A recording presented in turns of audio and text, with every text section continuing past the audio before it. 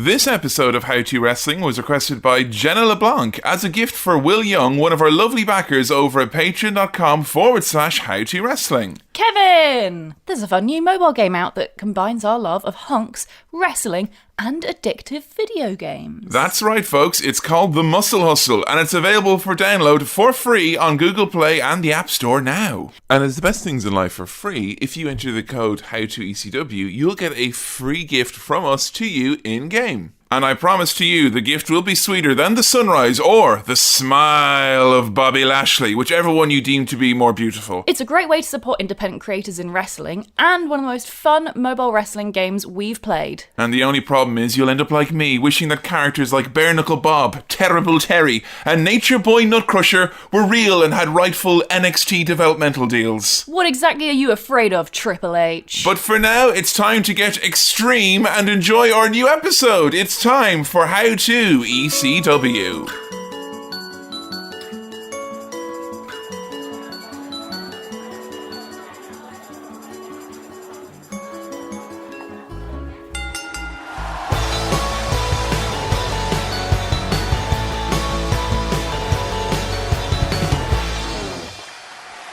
Greetings, friends, and welcome to another episode of How To Wrestling, the world's first podcast detailing how to wrestling, how to get into wrestling, how to understand wrestling, and goodness knows maybe even how to enjoy wrestling. And today we are taking things to the extreme. I'm going to say that word so many times I'm already cringing and feeling sick about it, but the E word is the word of the day. Hello once again, I'm the extreme cowboy, Kevin Mann, joined by my extreme life partner, who I like to go on extreme walks with and do extreme yoga and extreme brunch. It's Joe Gray Extreme. Arr, hello. It's Joe Graham. I don't want anyone to be like, writing Joe letters going, Dear Miss Gray Extreme, I'm disappointed you're a podcast about ECW. How are you getting on today, Joe? Fine, thanks, yeah. How are you? I'm very, very well. There's a few times when we do episodes in this podcast where people kind of reckon ahead of time, or not saying maybe worry for you almost about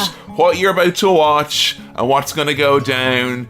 And this is one of those episodes. Why do you think people are a little bit scared about today getting to grips with ECW? I think it's quite obvious why. I mean, it's in the name of the episode.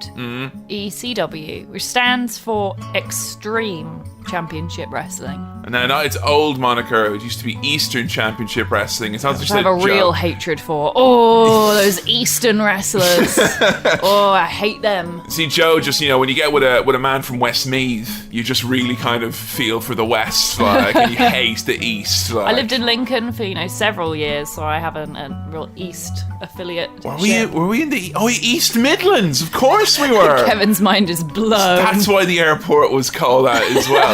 When I was a kid, I used to get bullied when I went to big school in Dublin because I was from Westmeath. And my parents said, well, what you can do with them mean children from Meath who are making fun of you, you can just let them know that it used to be known as East Meath. And Westmeath, it literally did nothing. It made it worse. They rebranded as Extreme Meath, and then it was just not fun for me anymore at all. But yeah, I think that I don't really like a lot of violence makes me upset. Yes. I'm a gentle, soft child who cannot handle things like gore and blood and things. Okay. I like it when I know wrestlers are really safe and they're not going to get injured. Yeah, if you're on our Patreon review series at the moment, and every time it's exposed, there was padding on the elimination chamber. Yay! There was literally the airbag underneath the table, I think, is Joe's Wrestler of the Year so far. MVP. So, I mean, I will say off the bat, right, we're about to do kind of an overview of this company, a bit of a potted history about it, and kind of some of the things that it kind of brought to the table. I will say, if you are listening to this, there's probably some required listening beforehand, because we have covered one or two kind of cornerstones of this company, specifically Paul Heyman, which is an episode that we've done. I really think you should listen to it before you listen to this one. Also, the Sandman, for a bit of an info about the locker room vibe and maybe some of the culture in the locker room amongst the wrestlers in ECW, and maybe even a bit about our episode about the Dudley Boys to kind of know about, we're not dealing with, the kid gloves are off. We're talking full rated R, 18s, whatever you want to call it here.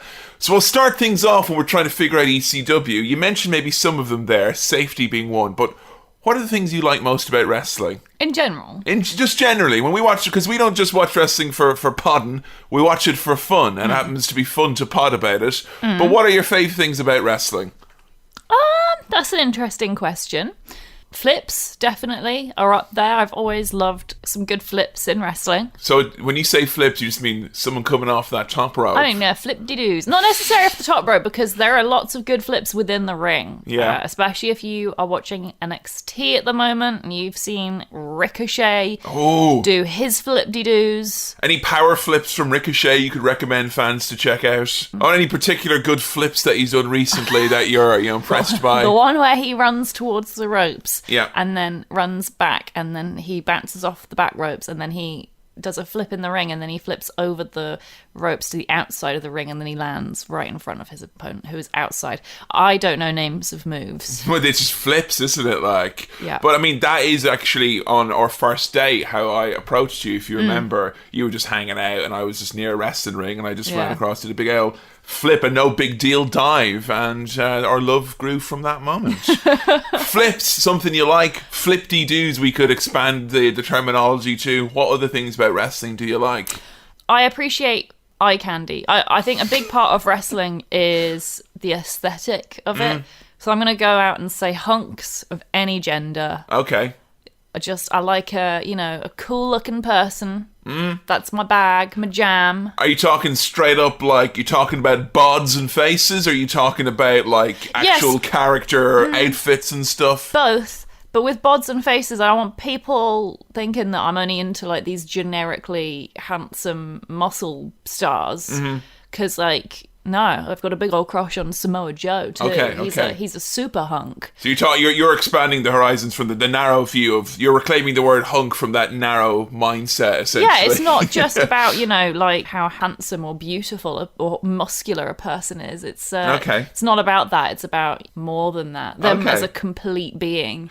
So am I right to say then you like kind of professional looking wrestlers, like someone who looks like they've put a bit of time into their costume and whatnot? Well, you can see where I'm going with this, ECW fan. No, because I don't want to say... Because, like... Okay, Sandman's look, for example, yeah. I love, and I wouldn't say that's a professional look. No, I would say that for most of the roster at ECW who have kind of like, hey, t-shirts and jeans and trousers are really comfy. But, like, for Sandman, that's a look. He's got the bleached hair, he's got the, the nasty, scowly face. Sandman is a total hunk. Okay. Any other things in wrestling that you're particularly a fan of? Great characters, I think. And that's kind of broad. Right. That would encompass lots and lots of different people, obviously, but I love a good heel as well. Like Adrian Neville, like one of my absolute faves. Seth Rollins as heel when he was feuding against Brock, one of my absolute faves. Tommaso Ciampa currently feuding against Johnny Gargano, amazing. But not just heels, because I like a lot of other characters as well, like Kairi Sane and Shayna Baszler. I love both of them. Oh, Nikki Cross as well. And I realize I'm mentioning a lot of NXT women, but that is just because I've just watched a lot of NXT recently.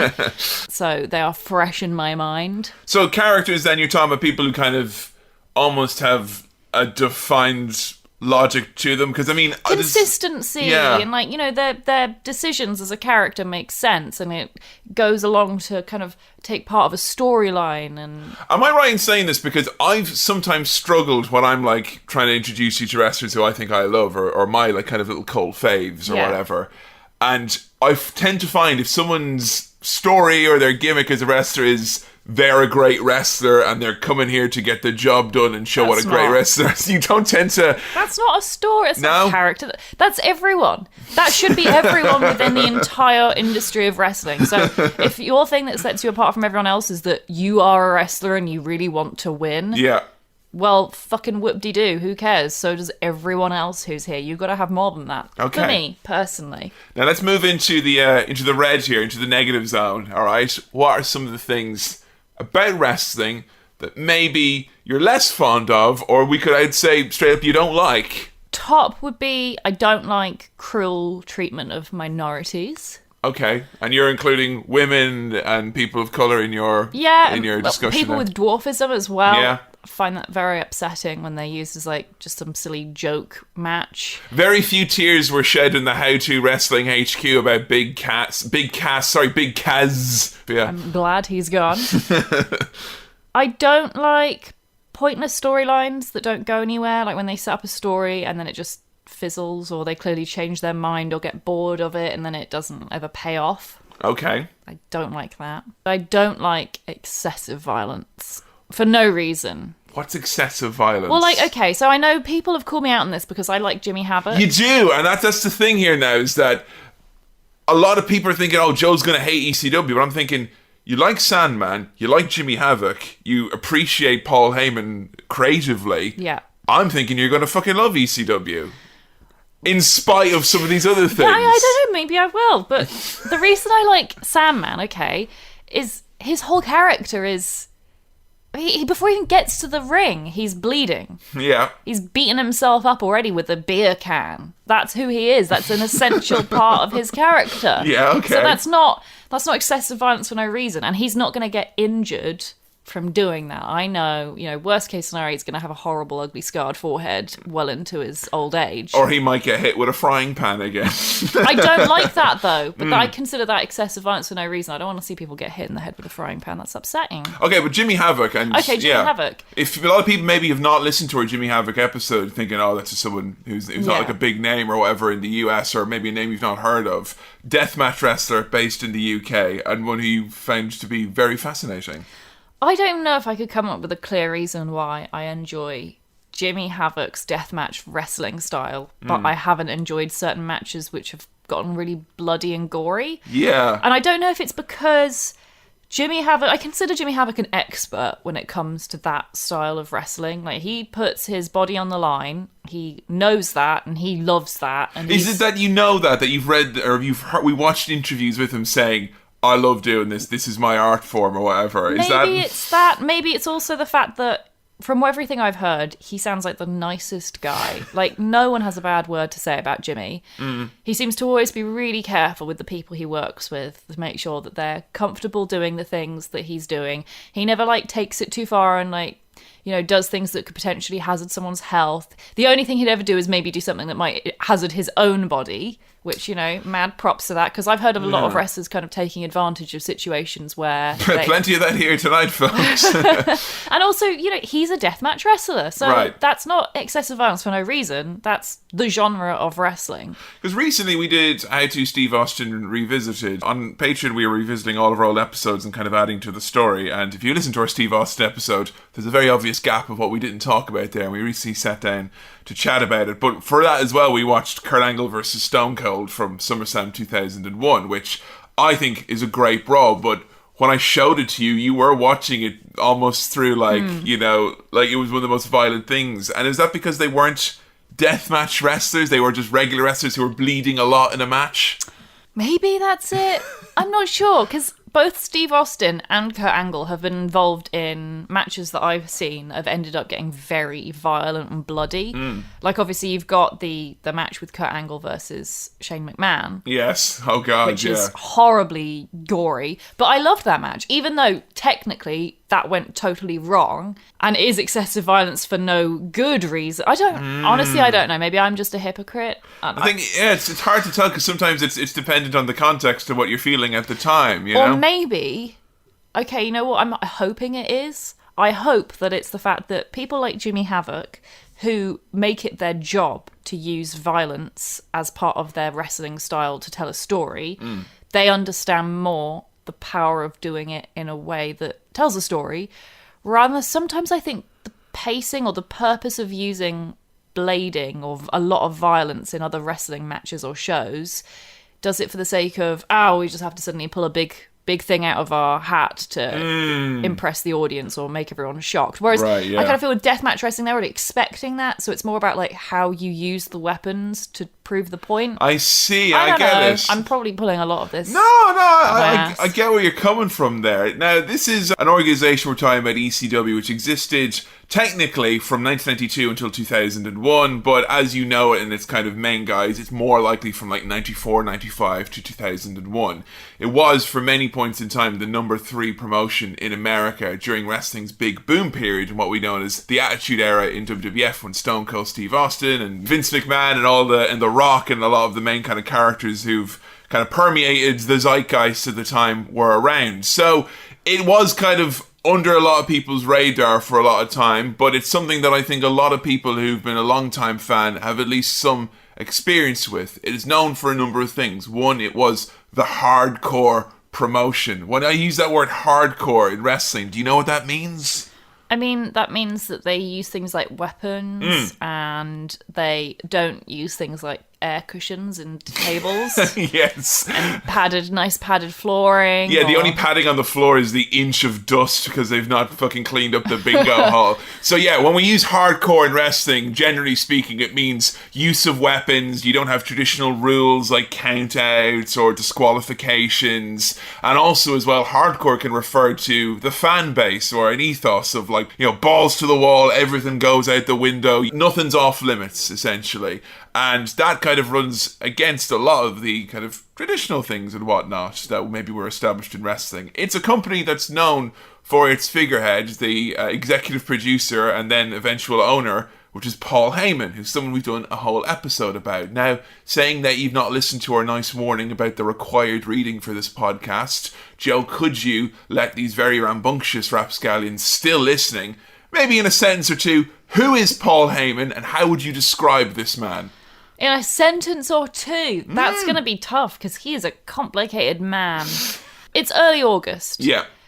He is currently Brock Lesnar's manager, I think. This is his third appearance now, technically, on the podcast, essentially, because we talked about him in our episode about Brock. Yeah. Then he had his own episode. And now ECW. Now here's again. And he was featured a bit in Sandman and the That's Dudleys true. as well. Yeah, that's true.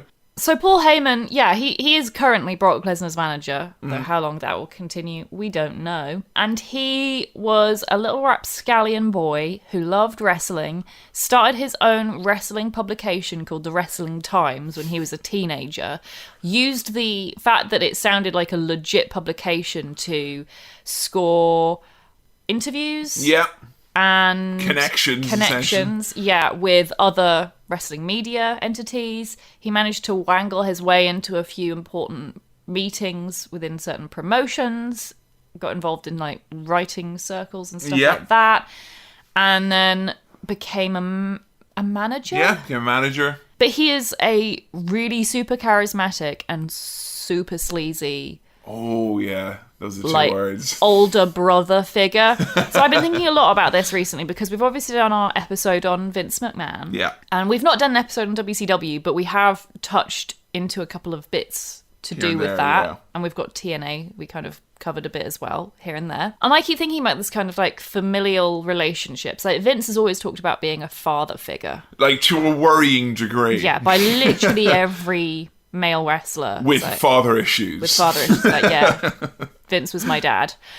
And I kind of think of Paul Heyman as the cool older brother who is involved in a lot of shady shit that you kind of, you have an idea about it, but you don't really want to know too much. So you kind of turn a bit of a blind eye and you just accept the fact that he's the cool older brother who he gets things done. He knows things. Yeah. It's probably best not to ask too many questions about that. So, I mean, like, ECW, is that something that you'd heard a lot of, really, before we've kind of settled down here? Because I know it's popped up in a few episodes, but is it something that you've heard fans talking about or mentioned much? All the time. It's definitely the company outside of WWE that I've heard most about. Wow. Because I think it was a huge part of wrestling back in when maybe you were growing up, was this big rivalry between all the different companies, WCW, WWE, and ECW. So I think maybe that's why I've heard more about ECW. Okay. And a lot of big wrestlers from WWE have been in ECW, I think. That's true, yeah. A number of our episodes we've had to kind of start off by talking a little bit about maybe someone being in ECW or whatnot, and I mean, ECW, I was going to start off by trying to say what it actually is or what it made itself out to stand for. And Paul Heyman said that ECW, it was counterculture, it was anti-establishment, and it was up in your face. And it was essentially a renegade promotion in many senses that kind of thrived by being the smaller, little, rambunctious kind of promotion where it was referred to as being like the island of misfit toys, where wrestlers who were deemed to be maybe too dangerous or had a bad attitude or didn't have the right look, and they all came to ECW, and it was known for one thing primarily, which was it was where the violent wrestling happened. And what a rep. But I've mentioned this before in our Salmon episode, ECW was something which I heard about through my brother's friends who would have maybe done a bit of tape trading back in the day, and I was like going, wow, I love Stone Cold and the WWF, and they'd be like, yeah, well, here's real wrestling, and they give you this kind of tape, and you put it into your VCR, and all of a sudden this bright red light would appear, and it'd be like, and you'd see, like, honestly, it's probably the most violent stuff I saw from a young age, and I saw Predator when I was 3 years old, so it was quite forming for me in that sense. So for a lot of people who watched wrestling during that kind of time, they were at least aware that ECW was this kind of promotion that either A, they weren't allowed to watch, or B, that they shouldn't watch. I have a question about that. Yeah. Because it seems a lot of people watched ECW when they were quite young. Yes, I mean, I would have first watched it when I was 9 or 10. Right, so... Which is so fucked up. Yeah. When I was young, my dad would forget to turn the TV off and he'd fall asleep in front of it, and then I'd end up watching really bad movies that I was probably too young to see. Okay. And I remember sitting in bed once, my dad had left the TV on and Total Recall was playing. Oh, Joe, yeah. And the scene where they get trapped in the space vacuum or whatever, and all their eyes start to bulge and explode and stuff. And I was so scared. I hid under the blanket, and it seemed to go on for like an eternity. And I couldn't even go and turn it off because that meant I'd have to look at the screen and see Arnold Schwarzenegger's terrifying bulging eyes. And I was about 9 or 10 when I saw that. And afterwards, I told my mum, and she was furious at my dad and was like, "You're never leaving the TV on around Joanna again. How could you?" And I had nightmares for ages. Oh, man. How can you watch real, actual men cut each other open and set each other on fire? Like, actual for real, not silly claymation exploding eyeballs in space, and not have nightmares? That's, like... I think about this a lot because, like, if you ever listen to Cinema Swirl, you can hear the story about how Kevin got terrified and had a nightmare after seeing aliens and pissed himself in a closet. Yeah. And I was around the same age as probably when I first saw, like, wrestling for the first time. But I really think it was this, Joe. It was like, I started watching wrestling during the height of the Attitude Era. My favourite wrestlers were, Mankind and Stone Cold Steve Austin and Kane, and they were doing things like walloping each other with chairs. Blood was being used fairly liberally. People were being set on fire. People going through tables, being thrown off very tall objects and structures. And I think what it was that WWF had this very glossy, just family-friendly enough, but very violent product. That when I saw ECW, it was just switched up from 8 to 10. You know? Oh, it's a gateway drug. Very much so. It's the cannabis of the drug world. And all of a sudden, ECW is like, yeah, you goddamn right. Enjoy this methamphetamine. It's like, honestly, it's what it was, because then I was seeing, like, I saw people go through tables, big deal, but now I saw someone go through a flaming table. It's kind of like, oh, okay. I had seen, for instance, women pushing each other around a little bit and getting in catfights, and now they were, like, stripping each other down and, like, rolling around while the announcer went, catfight! Catfight! I had seen people fall off the Hell in the Cell, so it made no difference to me when I saw maybe New Jack jump off of a balcony or someone fall off a scaffolding or something. It was just like what I saw now and then in WWF, but I would watch an hour of ECW on TNN and I would see, like,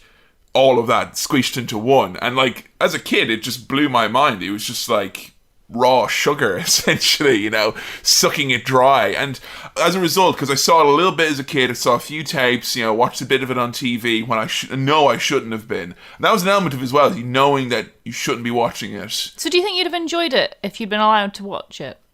I don't know, because the reason why I think I became a bigger fan later on is like maybe 2004, 2005, where the documentary that we're going to talk about came out, and that's when DVDs started being marketed with ECW content on them. Straight away, this part of my brain was like, oh, remember that thing that you loved as a kid and you could only get a little bit of, and now you can get all of it and more of it. That was like a huge thing. It was like very much like I had been prepped to be this consumer in a few years' time, because I only knew bits and pieces here and there, and I wanted to see it all. And kind of ECW, I think, is one of those things that the more of it you see, the less special it becomes in a weird way. Yeah. And a lot of us who became ECW t-shirt wearing, chanting ECW chants, even though we were 9 when the promotion was in its heyday at, shows in 2008 and 9, I think it was because that, it was like this cool little thing we saw a bit of, and now it was being brought back for us. And the reality was, it was to sell maybe DVDs and t-shirts and stuff, and we bought a lot of them. We got a lot of tweets and Facebook posts from people, I think, in a similar vein who watched ECW kind of sneaking downstairs. Yeah, it seems to be a lot of it was because it was not allowed for children, that children wanted to watch it. Yeah, it very much is. If we're going to compare ECW to a board game, WWE is Monopoly, ECW is Don't Wake Dad. Because you got to sneak down and you got to watch some of it. Now, real question. Do you ever think that seeing all that violence and, like, some of it is quite cruel, and especially towards the women. Oh, yeah. Do you ever think about how it desensitized or traumatized you in any way? Like, that's such a young, impressionable age. Yeah, I mean, it did kind of... I also went to a Catholic all-boys boarding school, which I think usually will take precedent with anything in terms of, like, potentially damaging my initial relationships with women and stuff, because I didn't know many women for, like, pretty much most of my teen years, So that kind of obviously factored into it. And I don't know if I was a big fan of the violence towards women and stuff like that, or the way women were portrayed necessarily in ECW. He says that, having watched ECW primarily when he was pre-pubic. I mean, that is a part of it, if I watched it when I was if I was 15 or 16 as opposed to 9 or 10, it could be a completely different story. I can't even... it's honestly, because the way you grew up is obviously very alien to me anyway, because of the whole Catholic boarding school upbringing. That's about as far away from my own experience as I can get. Yeah, Vincent de Paul and Paul Heyman raised me. But, if your only experience of women is them being attacked. Yeah. I mean, I haven't even seen any of the women's... I don't know if there are women's matches in ECW. We've not covered any for this. There wasn't any in the documentary. I mean, we might as well talk about it. Because all I know is people sending in tweets saying Joe is going to hate what happened with the women. Yeah. The women in ECW fell into very few categories. They're either someone like, say, Francine or Sunny, who was a woman who was positioned as being like a top-level manager or valet for like one of the top guys. Like Francine was always with Shane Douglas, or she was with the Pitbulls. She was always with, or Just Incredible. She was always with like either the champion or the heir to the throne. As like a valet role. Shane Douglas, his like a lot of the characters, the whole gimmick was like, I'm the top guy, and the reason I'm the top guy is because I've got the belt, and I've got Francine. She's the queen bee. She's the head cheerleader. It's like she's put as being this like powerful woman who is still in many ways kind of like a trophy. So what was her role? I don't understand. She was like a trophy. She was kind of in ways a trophy, but she would interfere in matches and help the bad guy win. It was very much like the trope of women in wrestling. You're sexy and you're evil, and you're not to be trifled with, but you get trifled with all the time, right. Kind of existing like that. Then there will be women, for instance, like Dawn Marie, whose character was very much like, don't ask me, I'm just a girl.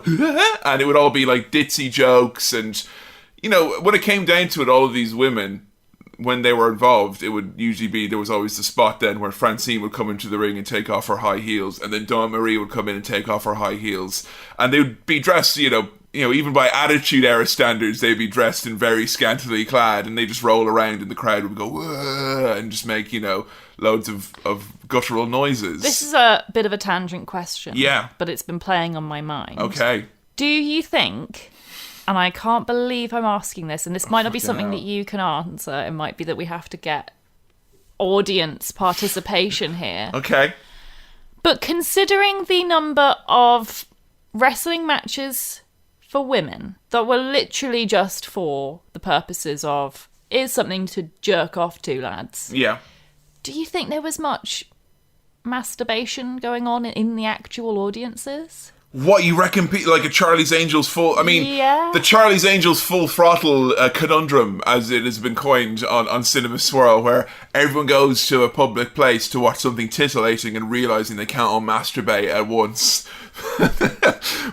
Unless there's one guy going, come on, guys, they can't send us all to jail. Oh, God. But wouldn't surprise me. I will say, to correct you there, you're making out like these women were having matches. They weren't. It wasn't even like WWE where it's like, Stacy Keibler is going to wrestle Tori Wilson in a vat full of eggnog. It's not. It's like literally the two men are going to fight and their two women are going to come in and take each other's clothes off and roll around a little bit. Like, Okay. the women didn't even have the pretense of a match often. You know what?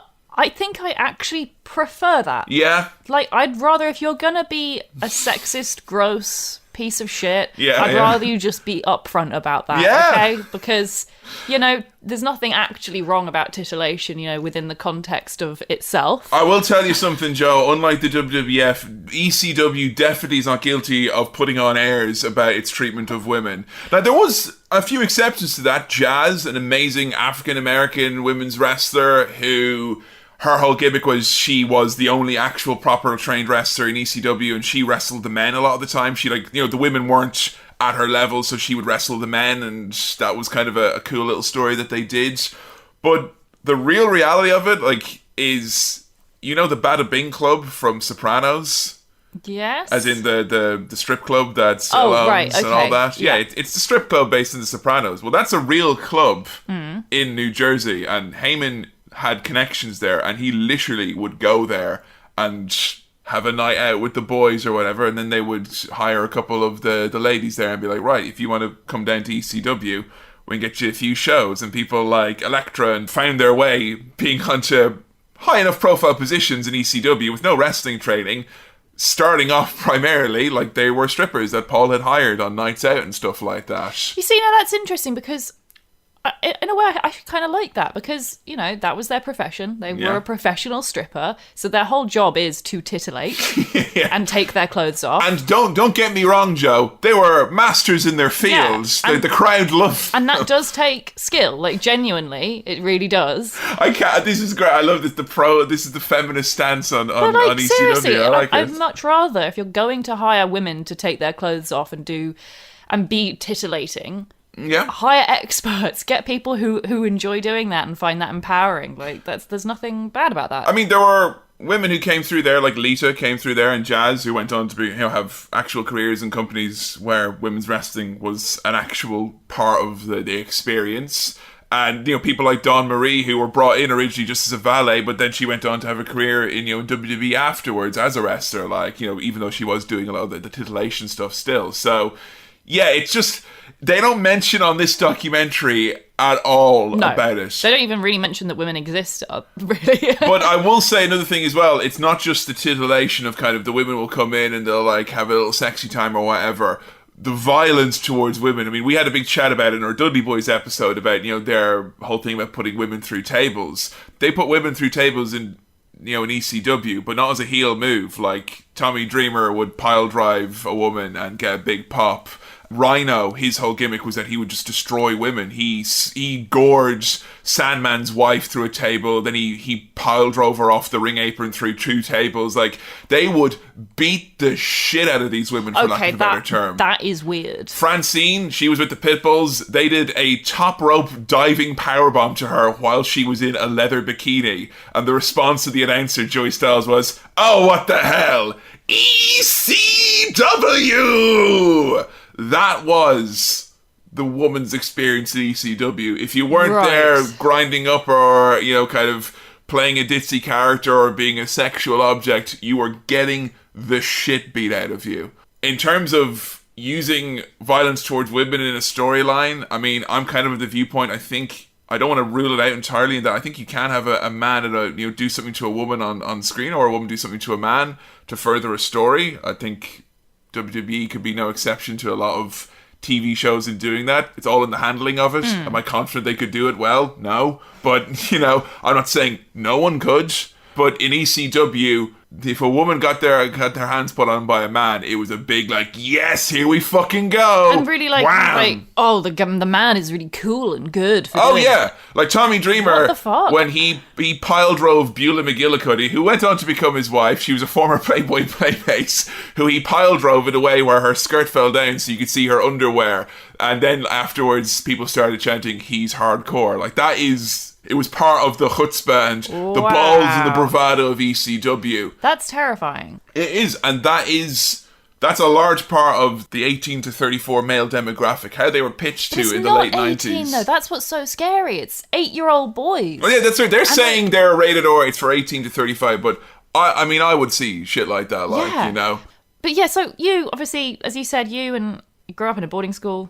You had limited access, I wouldn't say access to women, but like... I had binders full, what are you talking about? There were limited women in the vicinity. Yeah.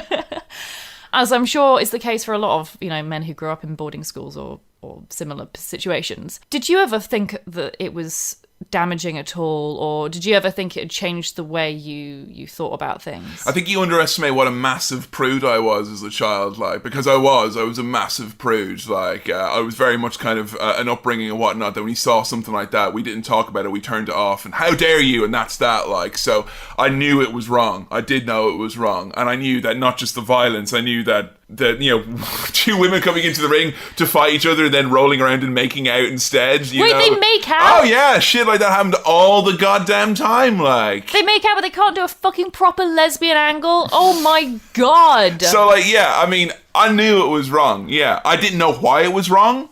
I knew it was meant to be wrong, and I knew, like, it wasn't like as if I thought it was awesome or anything. So it's a generalised Catholic guilt. Yeah, it was, yeah. Sort of. Sorry, guys, the Catholic guilt blanket defence has come in again. But that, honestly, was it. I knew it was wrong. You've got off this time, Kevin Mahan. When this DVD came out that we were watching, they were selling it in the wrestling shop in Dublin, and I went in, I was excited to buy it, and then the two lads in the shop were watching it, and the Dublin lads like, oh, look, check out this bit here. And it was literally like when two of the women like started like, you know, taking each other's clothes off and rolling around, and I left the shop until it was over. And then I came back in later, and then I nipped into Asha to buy some Green Day badges, and then I came around the corner to buy the DVD. That's really interesting, but you did still buy it. Yeah. Because there was enough about ECW that I loved, and there was so much about ECW that I loved, and still love, if I'm really, really honest. Because I remember one of my earliest exposures to ECW, and we've read this together, Mick Foley's book. And I read Mick Foley's book, you know, as a kid, not really understand it. Later on, I reread it a few times as a teen and being like, well, he's talking about ECW here, and he's saying he's there, Stone Cold Steve Austin's there, Raven's there, Sabu, all these like names that I knew of and I loved. It's like, but they're all together at once. Because when I watched ECW, it would have been after they got their TV deal, when everyone who was anyone had already left the company. Yeah, they're all dispersed. Yeah, I grew up on a healthy diet of Kid Cash and Easy Money. I didn't know, like, you know, about the big names that were there. I never got to see Cactus Jack in ECW. Because that would have been sort of 1995 time. Yeah, way earlier. Yeah, that was before I even watched any wrestling at all, and I wouldn't have even been on TV in the UK. So for me, it was like, it was must have. I had to see this. I had to learn about this company. So that's almost then like you have like a little collector's manual of wrestlers, and you get to learn all their backstories. You're like, oh my god, the prequel.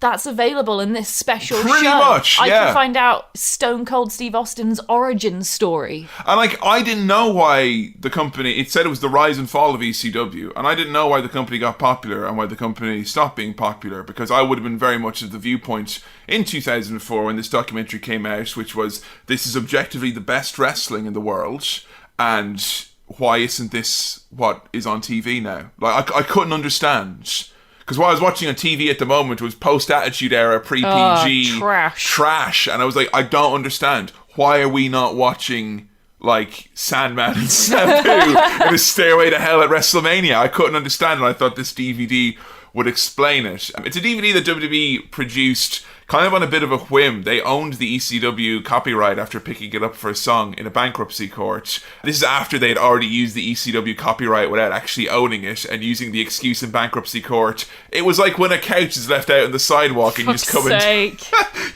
and take it. So they put this documentary out there just to kind of tell the story, because a lot of the people who were with the company were now with WWE. And it was, at the time, like one of the most successful DVDs they had ever done. And it precipitated a comeback show and a reunion, and eventually it getting brought back as a third brand. But that's a whole separate discussion. We're not talking about revivals really here. We are talking about origin stories. But I will bring in the revivals just for one little moment, because when I wanted to start us off and chat about ECW, I thought I need to find like a favourite ECW match, something that I thought really epitomised everything about ECW, from the unassuming characters to the crowd to the actual, physicality of it, but not just the weapons, also the work rate and all that. So, on the advice of all of our lovely followers on Twitter and Facebook, I decided to show Joe what I would have used to get you into wrestling in 2010, which is Masato Tanaka versus Mike Awesome from ECW One Night Stand 2005. I was joking about this the other day, and Adam from the Attitude Era podcast, who's been on a previous episode here, was like, when you and I first met, the first thing you did was show me this match. So literally accurate. It is a shocking degree of accuracy. Now, it's a match which I think is maybe, in the hindsight of knowing about shots to the head and whatnot being bad for everyone's general health, is maybe not aged as particularly well. But You're looking so embarrassed. I am. Crossing your legs and arms, looking at the floor. With these matches, I just wanted to show Joe to get a sense. We only watched a couple of matches just to kind of show different elements of ECW. You had seen some ECW matches before with Dudleys and Sandman and whatnot. And my absolute favourite ECW match, which was John Cena versus Rob Van Dam. Which was from the reunion show the year after this. But Tanaka and Awesome, in terms of a hard-hitting match, what were your thoughts on that one? I mean, I was impressed at the beginning because there was a suicide dive in the first 5 seconds. Which is the Seth Rollins special, as we like to call it. So, I mean, it was off to a good start. I think I remember correctly, there was someone going through a table within the first minute as well. Yeah, you made us rewind to actually get the time. Yeah. It was within 90 seconds, I believe, that a table had been brought out and used. And then, after kind of a lot of big top spots, as I'm calling them, I got a bit tired of it, because there's a lot that happens in this match, and there's like very little break. It's like 15 minutes of breakneck non-stop action. Yeah.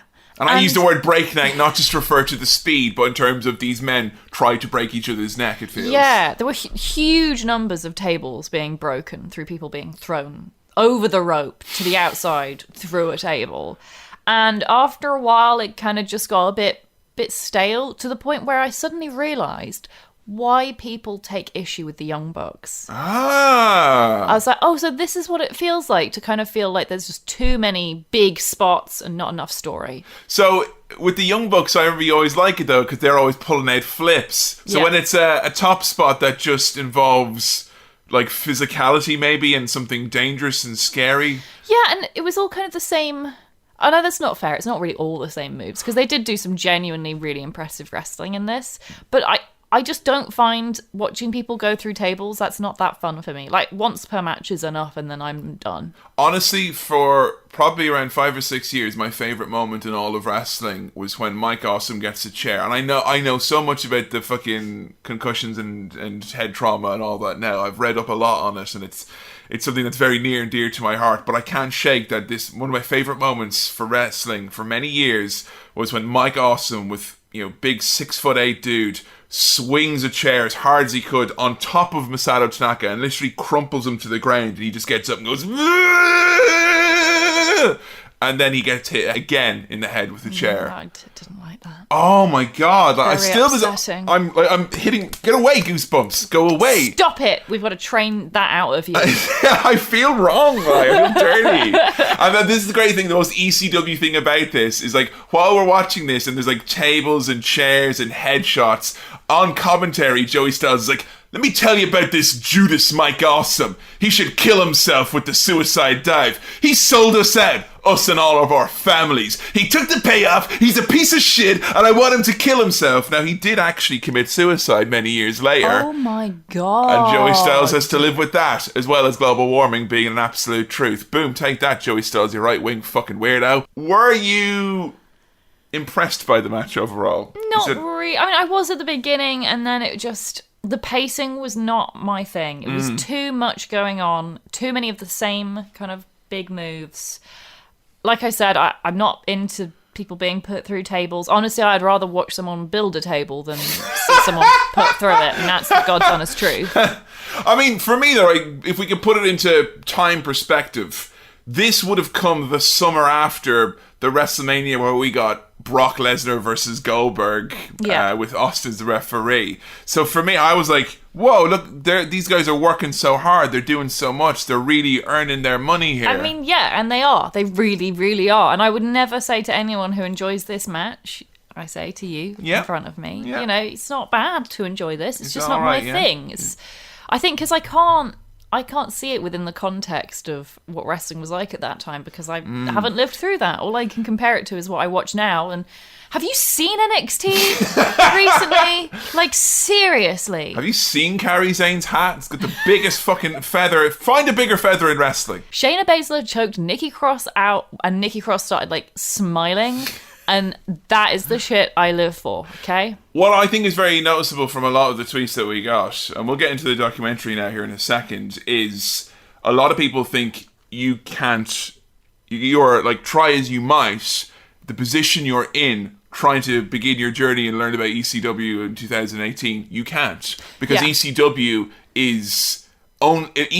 was a reflection of the times. Unless you were in those times and you weren't aware of what it was fighting against and rallying against, then it's like, what is this thing then? I think that's correct. I mean, I can get an idea of what it would have been like because I was a teenager, not that far off around that time. You know, I've lived through that time. I remember the culture. You remember being an edgy teen, like. Of course. But yeah, I think it's true. I think unless you have actually been watching it at that time, and I think even goes so far as to say as if you haven't been to one of the shows, you can't really get an idea of what it was like. Like, there was a friend of a friend that I had, my wrestle friend when I was in Galway, a friend of his, he was in New York City when ECW happened to be doing a house show, randomly, a non-televised show. They did a tag tournament. It was like 2001, one of the last shows they did, and he just happened to go along to it. And like, even though we were all mad wrestling nerds in that group, he was put on this pedestal as being like, he's been to the mountaintop. Yeah. He's seen the promised land. It's like when you all break up over summer and you come back and one of you's like gone through puberty and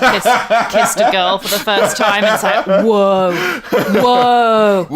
Like, he's one of us, but he's like, you know, we need to check with him before we do anything. I'm going to pop on this WCCW DVD. You want to check if it's okay with him first? Okay. Yeah. Like, I don't want to be doing anything wrong and uncool here, like, you know.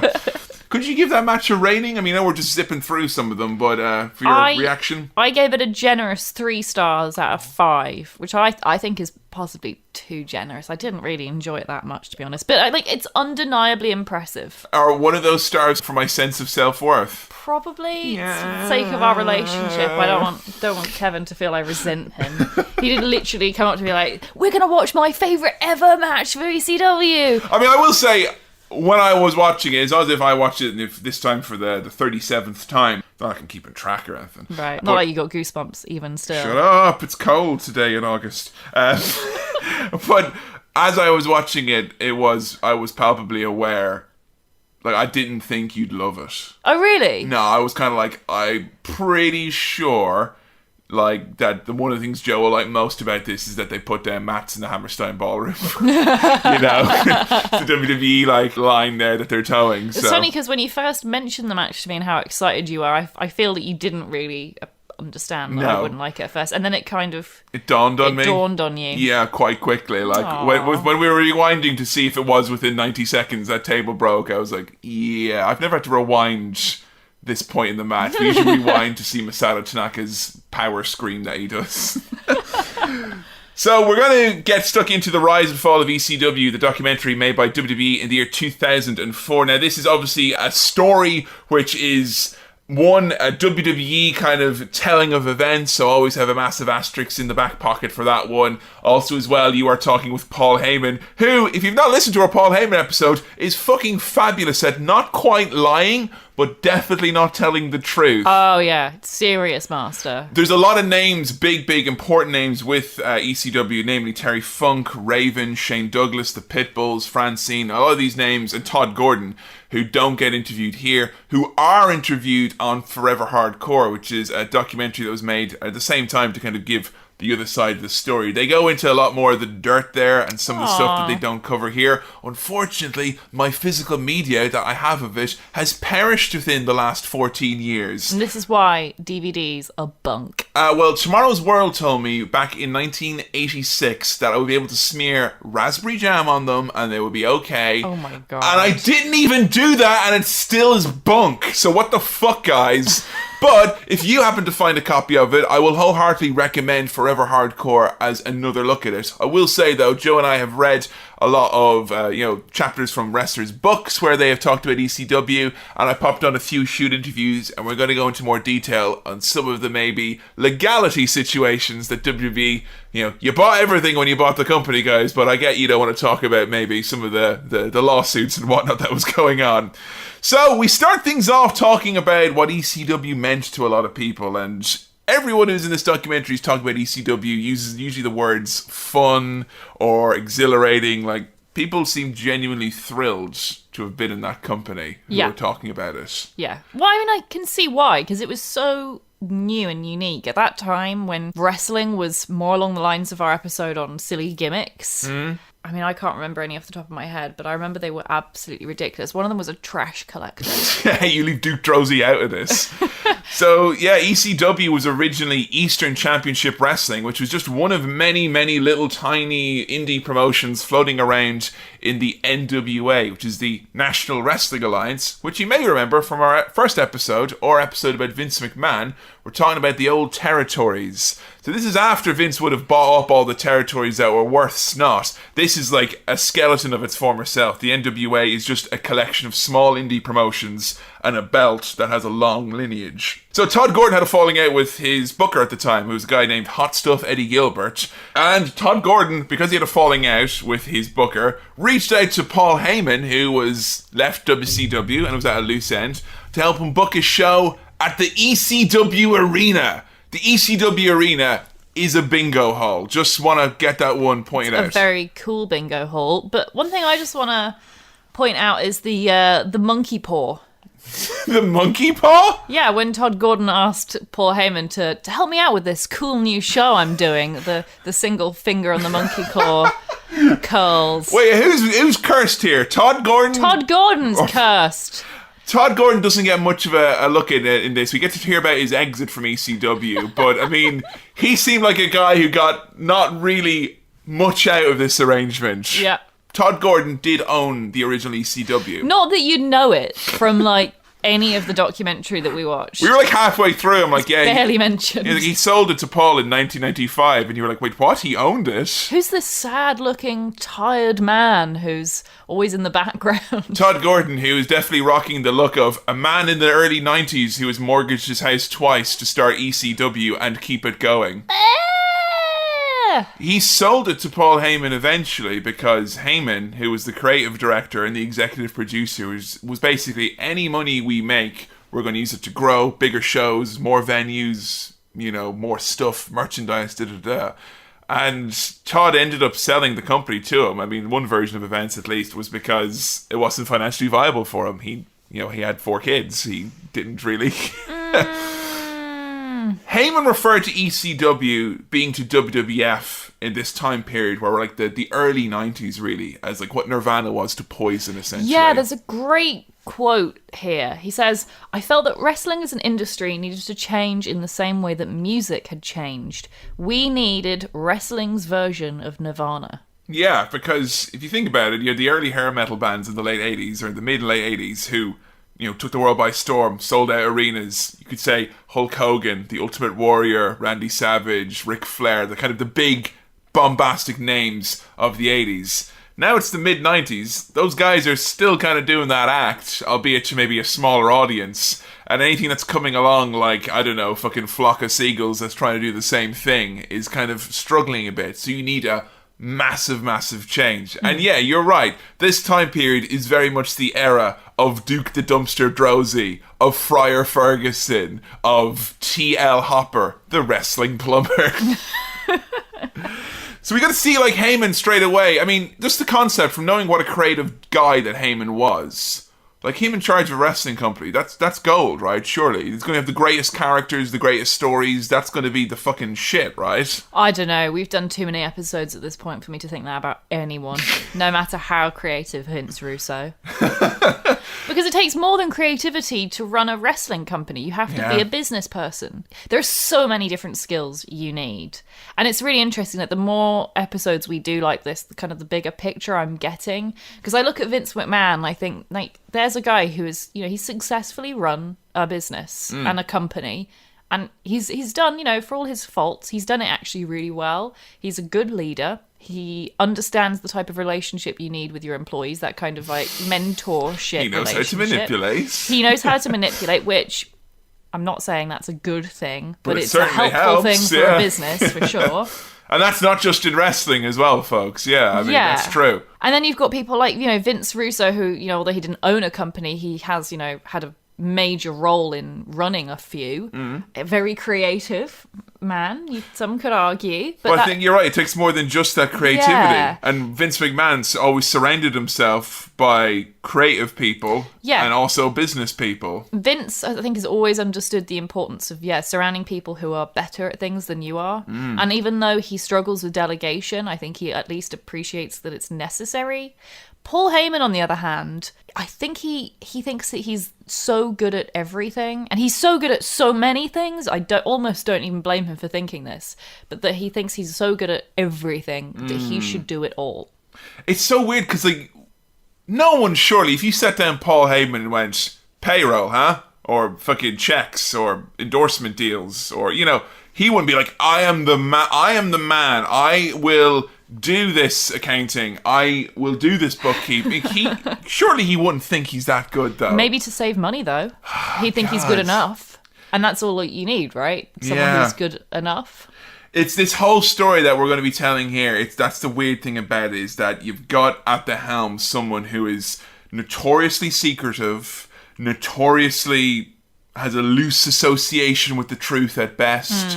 And I wonder as well, when you talk about a lot of the kind of abnormalities of people's pay and stuff like that, if how many times where there was money, but he wouldn't make out there was money, so he could use that money to maybe have a show that he'd promised someone already when there was no money, that, oh, there's a big show coming up. You know, I kind of feel like he was maybe trying to stop all the leaks all the time. Yes. Wasn't that he thought that he could do it, but he didn't trust anyone to expose the web of lies that he had to let up. And I think with people like Paul Heyman, who are they're so good at lying, I honestly think he lied to himself as well. I think that he thought genuinely he had complete control and that everything was fine, and even if it wasn't fine right now, it will be fine tomorrow. There's a couple of moments in the documentary where Paul Heyman speaks incredibly motivationally about, you know, it's not about how the day went today, it's about getting up and doing a great job tomorrow. Oh man, sorry, that's so funny that you mention like that speech, and straight away as soon as you mentioned that, I remembered there was a thing they did when Heyman came back in like 2013 or 14 with Lesnar. Did a segment where Vince was going to fire him in the ring, and he's like, come on, you have to admit that you're a liar. And he's like, yes, I am a liar. I have lied every day of my life, and I have lied, and I have lied, and I have sworn on my mother's life and my children. He's like, he's just tears in his eyes, like, I have sworn on my children's lives to get from today to tomorrow, because if I can get to tomorrow, today doesn't matter, and I have lied to do that. So yeah, that is when I think he maybe reached into a bit of reality. I think it's like one of those things, you know, in wrestling, they think a good heel always has to think he's right. Yeah. I think he thinks a good businessman has to always think absolutely he's right. The quote he says this at the end of the documentary is a kind of real uplifting moment. And I remember when we saw this, we were like, both like, wow, those are pretty amazing words to live by if you don't think too carefully about who's saying them and the context in which he's saying it, because if you do think that, you realise that they're cursed words. And then all of a sudden another monkey finger Monkey goes paw, there. yeah. The quote is, "You cannot achieve success without the risk of failure. I learned a long time ago, you cannot achieve success if you fear failure. If you're not afraid to fail, man, you have a chance to succeed. But you're never going to get there unless you risk it all the way." Ooh, man, literally replace the word failure with lying and Yeah. fail with lie, and it's like pretty much the Heyman credos here. Yeah. So we got introduced to some of the early names and stars that came to ECW. Now, what's very strange, you can watch all of ECW on the network, but if you go back to 1993 and early Eastern Championship Wrestling, you're seeing the likes of Surfing Sandman, which we talked about, but also names like Road Warrior Hawk and Jimmy Superfly Snuka and Don Morocco, and like kind of names from the 80s and whatnot that would have been associated with the WWF. So Heyman actually, when he took over, the company was relying, like a lot of indies at the time, on names that had been stars in the 80s who were still kind of floating around a little bit. Like, you know, one of the first ECW champions was Jimmy Superfly Snuka. You know, that's not a name you think of when you think of ECW. No. But he started to bring in veterans who he knew would actually help out and starting to put together acts that were truly unique. Like the Public Enemy, for instance. Flyboy Rocco Rock and Johnny Grunge, who were two of the least coordinated white guys who he could slap a rap gimmick on and come out and doing the dance. Now, did you understand at all the appeal of Public Enemy from what we saw in the few clips that they were shown? I think so. Like, it's an ironic, self-deprecating, tongue-in-cheek kind of spoof of white guys who take themselves too seriously and think they're rappers. Yeah. Which, I mean, that's still relevant today. It is. But you know the reasons they got over so much? When they came out in like 1994, whenever it was, the theme song, na na na na na na na na na na na na na na na na na. You know that fucking great Yeah, rap. but it's Excuse me, annoying Mr. and- Still something that day, and everyone would fucking dance along because it's kick-ass music, and that's one thing that Heyman did. It's not talked about in this documentary, and you'll not see it on the network, and it's one of the reasons why you can never enjoy ECW as it was meant to be. Licensed music made ECW the coolest of the fucking cool. Yeah, Paul Heyman really understands the power of a proper good song choice. Like Enter Sandman. Enter Sandman. You know, yeah. Like that's the reason that works. Cactus Jack came out to Born to Be Wild. You know, you had Tommy Dreamer came out to Alice in Wow. Chains. Spy Dudley came out to Highway to Hell. Like, you had, like, just fucking balls, kick-ass fucking music for everyone. And it wasn't just, like, big old classic hair bands then. I mean, like, I know Deep Purple did Shane Douglas's entrance music. He had Perfect Strangers. But in the later years as well, then, he'd use, like, kind of local bands and, like, Swedish fucking bands and stuff like that to have this real, just banging wrestling entrance music. And it's all the type of music that fans of wrestling of ECW would have been listening to anyway. Yeah. And guess what? He never paid a single dime for the license. That's what I was going to ask. You were saying about licenses, and I can't imagine him ever doing that legally. He never paid for the licenses. The only time he paid for the licenses was when they went onto national TV. He then hired a couple of groups. There's Harry Slash and the Slash Tones, who are like a local band who did the ECW. They did their music. They did a few songs for the guys. They had like a cover that Motorhead did of Enter Sandman, and so he licensed cheaper versions and then released a CD. Right. But originally what he did, and this is from like, 93 all the way up to the year 2000 more or less, he would play the music through the same audio channel as the ambient sound of the crowd. Right. And that actually was enough to get him away from not being sued all those years. What? Because of... This is the thing I tried to explain to Joe about ECW and getting sued. Now, for those who don't know, Paul Heyman's dad, what's his job? He's a lawyer. Yeah. In fact, I think he says his parents are both Parents lawyers. are both lawyers, yeah. So, very, very good litigators, let's just say. ECW at any one point was being sued by so many companies that they managed to avoid actually getting taken down by any one thing. You know in The Simpsons where they talk about how Mr. Burns and he goes and he gets his medical and it's like, look, you've got all these viruses here represented by these little cute beanie babies and here's the door into your body. And they're all trying to get in at once and not one can. And then Mr. Burns is like, so I'm immortal. And they're like, no, honestly, one slip up and you will be immortal. And Heyman, instead of the door is like ECW's finances, and all the Beanie Babies are all the various grievances from the people who are suing them, and we'll talk about some of those lawsuits later. And not all of them are trying to sue them at once, aren't they? And because they're wrapped up in litigation, it's like, sorry, you want to sue ECW? It's probably like 5 or 6 years. Most of the people who were suing ECW, by the time they got around to it, the company no longer existed. Wow. You know? And, you know, there was personal liability, then there was the company. Heyman sold part of the company to his mother at one point. You know, there was... Everyone kind of got fucked over in the long run, except for Heyman, really, when it came to a lot of these lawsuits.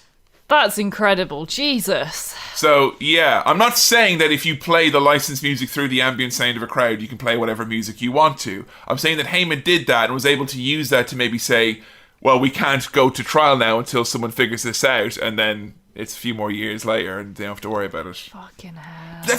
How could you live like that? Like, that's the thing, like, I have anxiety, and I think of 1,000 problems that could happen that will never ever happen in a million years, and they will all run simultaneously in my head at any one moment. If I was actually embroiled with 100 different lawsuits, I would die of stress within 24 hours. No one involved in the running of that company for the entirety of that company's run could ever at the end of the day go, well, that's all that then, lads. That's it now. All taken care of. Enjoy the weekend. Finally, I can sit back and enjoy the new season of Better Call Saul. No, you can't. You've got lawsuits to prepare for. And it's 1995. It doesn't exist yet. Neither does the concept of prestige television. You watch Lois and Clark. You watch it. Don't diss Lois and Clark. It's a great show.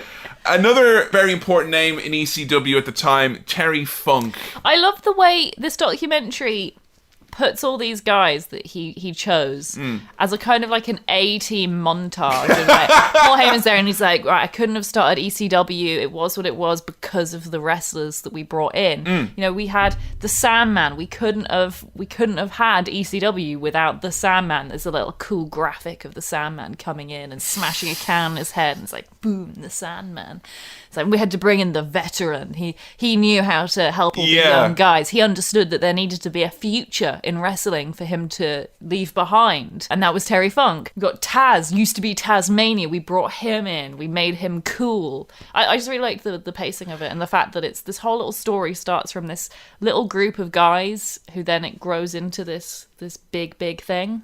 Well, you're right. It's like really important that you look at it from that perspective, because ECW was about its core little group of wrestlers or whatever, and their strong, unique gimmicks. And everyone you're mentioning there, I mean, for me, there's nothing more dramatic than any story you tell where someone like Terry Funk, a kind old veteran, and then there's some mean fucking punk who wants to, oh god, like that just makes me straight away, puts me on edge, like, you know. I would love like an HBO or Netflix original series style show about the creation of ECW. Yes, absolutely. I just want to see someone play Terry Funk, this kindly nice old man. He really should have retired probably 10 years ago. He's broken and old, but I'm here to help. Oh man, god, it's so freaking emotional, because like he would find people like that, like, you know, veterans with a story to tell, and then he'd go and he'd find someone like Sabu, who's like the best kept secret in Japan. This is before the internet, where everyone, if you want to go and find out who's going to be a big deal in the next 3 years in mainstream wrestling, you could find out now just by doing a couple of Google searches. Yeah. You know, it's everyone knows now who's up and coming and what's going on in the other countries, should you so desire.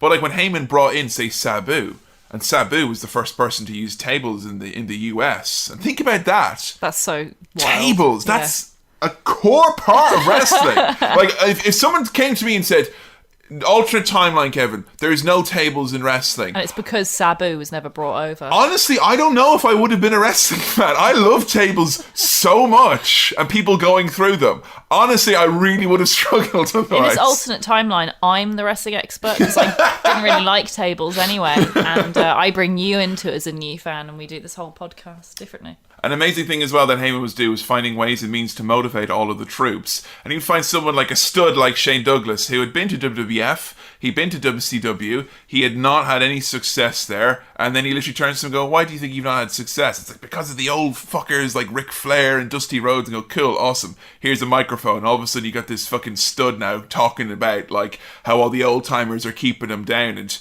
he built a company out of spite and vitriol and, broken dreams, and he got momentum from that, from having all of these people kind of interact together. It meant a lot in 1994 or 5 when you had Shane Douglas talking about, this is the real wrestling happening here now because all the old timers are fucking up those other companies. It resonated with hardcore fans. That's the thing about Paul Heyman. He knows how to motivate people. He completely understands. He can talk to you, listen to you, and immediately understand exactly how to get you to do what he wants. Because with all of these people, he understood what he needed to say to get them to convince themselves that going to ECW was the right choice for them. It's a cult, Joe. Yeah, right? It is totally a cult. Yeah.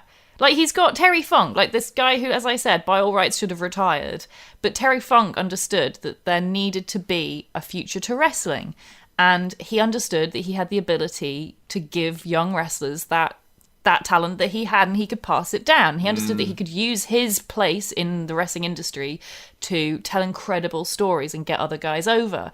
So what does Paul do? He goes up to Terry Funk and says, I think you can do really well if we put you on as like the veteran. And Terry Funk's immediately like, yes, of course, this is what is needed. Yeah, and it's kind of, there's a fine line between what seems like a win-win-win scenario and subtle manipulation. Yeah. But he did a lot of it, and he conditioned his audience to get on board, because when Shane Douglas was out there saying WCW is shit, it's run by fucking idiots, well then straight away everyone in the crowd, and like I thought like the other companies were the devil for a period of time because of what the wrestlers at ECW were saying.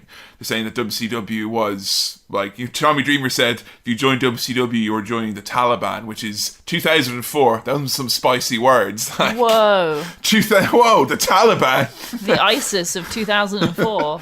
So yeah, I mean, there was an us versus them mentality that was with the wrestlers, but also it spread to the wrestling fans, the fans of ECW. He didn't want you to watch the WCW show. He didn't want you to spend money on WCW. He wanted you to spend money on his product instead, and it worked. And another thing that they did as well is getting across characters with real life grievances, and it's something we actually talked about this angle a little bit in our Sandman episode, but using real life events and real life kind of emotions to try and build up characters. Because, yeah, as you say, he built ECW on spite. He was spited by WCW. They shat on him, and so he did ECW to shit back on them. And get all the other people who've been shat on to combine their... It's like in Pokemon, but instead of at the end of the movie, all the tears, it's all the shit. All the people want to shit on together came together to just cover... Eric Bischoff is Mewtwo in this scenario.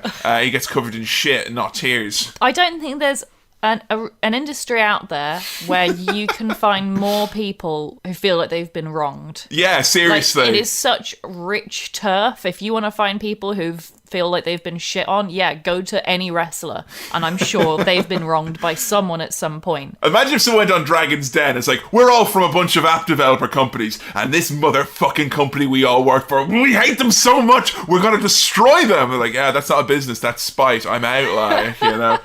But it works because he used that spite, and he fed the spite in everyone he worked with by saying, it's these other guys, it's these big companies that are, nicking your paychecks, it's these huge old-timey wrestlers that can't be bothered to work properly, or they're too lazy, they're too greedy, They did a great job as well, even with, like, when, say, Cactus Jack, when he first came in, he worked for WCW. And, he did a little promo where he spat on, he was one of the tag team champions. And he's like, I lost the match tonight and I've lost my pride. This belt means nothing to me now because I don't have my pride. And he spat on the belt. Now, depends on who told him to do that. He said he came up with it himself. But when he spits on that belt, and, WCW aren't going to watch the show, lads. But they are going to hear that one of their wrestlers spat on a belt on ECW. And that makes ECW seem like cool, edgy, renegade, I'm not going to clean my room, mom promotion. And WCW being the curmudgeon old bastards who take the belts all super seriously and punish their wrestlers for expressing themselves. Everything they did fed into this dynamic, particularly in those early days. I got to see finally the footage of the Singapore caning that happened. You heard about the Singapore cane and why it was used in ECW and how it became Sandman's weapon of choice. Yeah. What did you reckon to seeing young, handsome Tommy Dreamer getting smashed with a Singapore cane? See, I would call that's excessive violence for a reason. That's not excessive violence for no reason. Like that. What's the reason? It told a story. And the story was that, so there was a match, and whoever lost the match was caned. And within the culture of ECW, which is, it's hardcore, the fans are one of the most important elements of the company, and they expect violence. Yeah.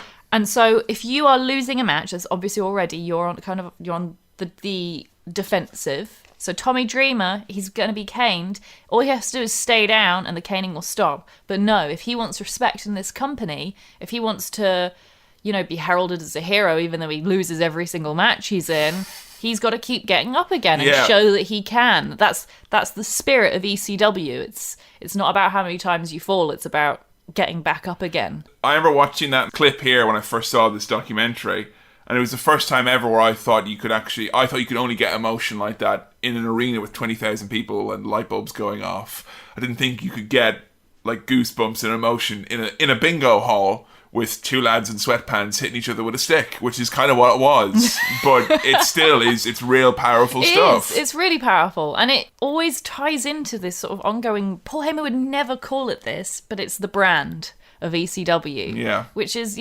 Paul's very ethos of, it's not about how today went, it's about getting up and doing it a better job tomorrow. And if you look at all of the things that happened in ECW and all the decisions that he made, he was never about protecting an individual outside of himself, you could argue, but he was never about protecting, like, oh, he's the top guy or that's the top act, so we have to protect them. It was always about ECW, and that was the first time a company had put its brand and itself above the wrestlers. That's why the people chanted EC Dub and no one chanted WWE,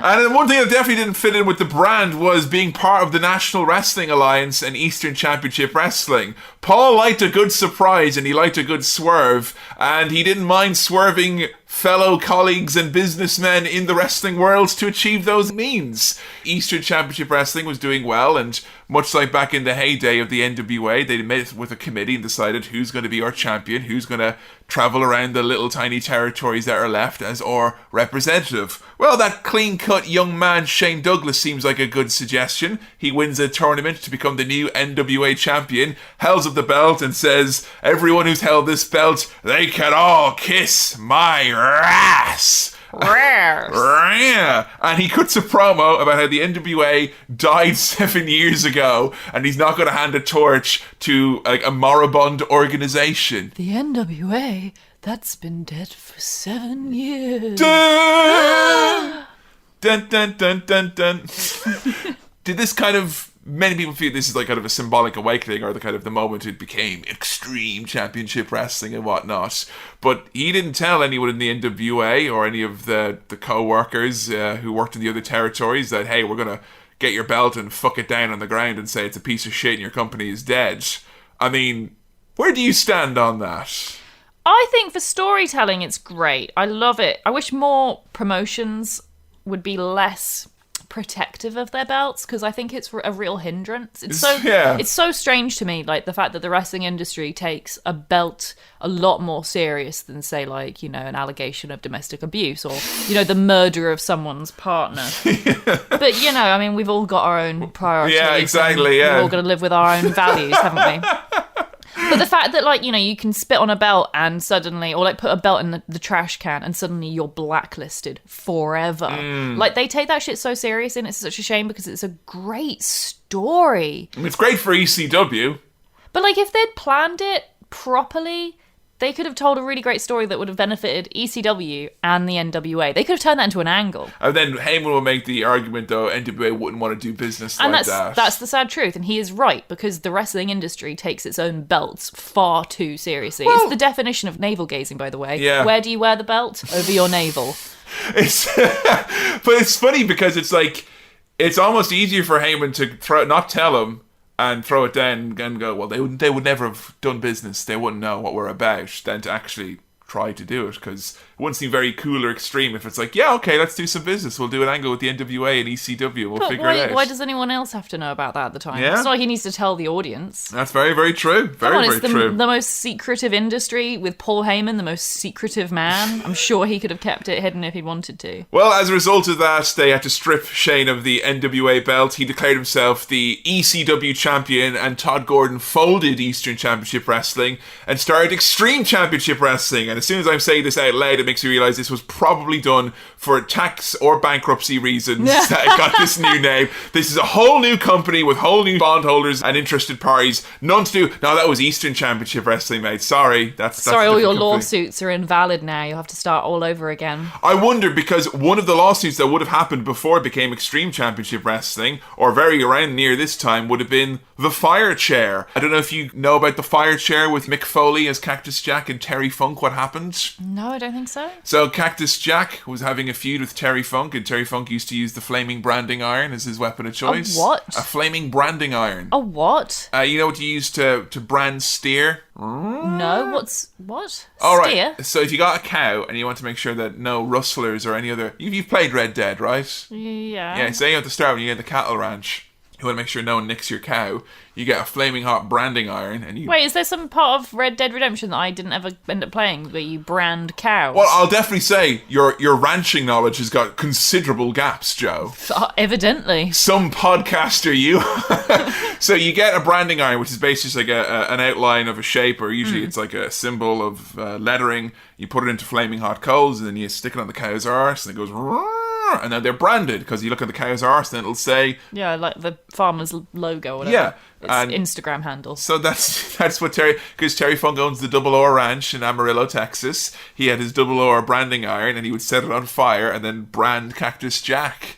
That's horrible. It is. And this feud escalated, so Cactus Jack thought, I'm going to use my old weapon from my Japan days. I'm going to use the Fire Chair. And the Fire Chair would be a kerosene-soaked rag that was held to a chair set on fire and then you could hit someone with. But they decided to hold it in place using sellotape, which is not known for being particularly good against fire. When you're playing rock, sellotape, fire, never choose sellotape when the other person goes with fire. Always pick rock. And oh no, you've taped my rock. But yeah, the chair was swung and the sellotape immediately melted and a large fireball, which was a kerosene-soaked towel on fire, flew into the audience, hit someone and set them on fire. What? Yeah, a fan was set on fire in an ECW What? show. Yep. And they were sued because of it. What happened? Was the fan... I feel silly even asking, were they okay? Fan got burns as far as I know, but the fan was okay and they were getting free t-shirts and hang out with There the you boys. go, free t-shirts. And again, yeah, later on, a few years later, they decided to sue. They had to go into court because of it. If you want to read one of the weirdest things ever, it's in Foley's second autobiography, and he tells about like him, Raven, Terry Funk, and Paul Heyman, like in 2001, all meeting up at kind of like a weird high school reunion to get sued for setting someone on fire. And I think eventually what happened was because they proved that the guy who got the fire, that he was okay and he didn't ask for any medical help, and then he was getting free t-shirts and hanging out with the boys and saying it was okay. Right, I see. It kind of, you know, he took one for the team kind of and was maybe seen as being going for a cash grab. But yeah, shit like that was happening all the goddamn time. Now, ECW was known for its extreme style, its hardcore weaponry and its bloodletting and whatnot. But did you know, or were you aware about ECW's role in bringing in technical wrestlers into the mainstream?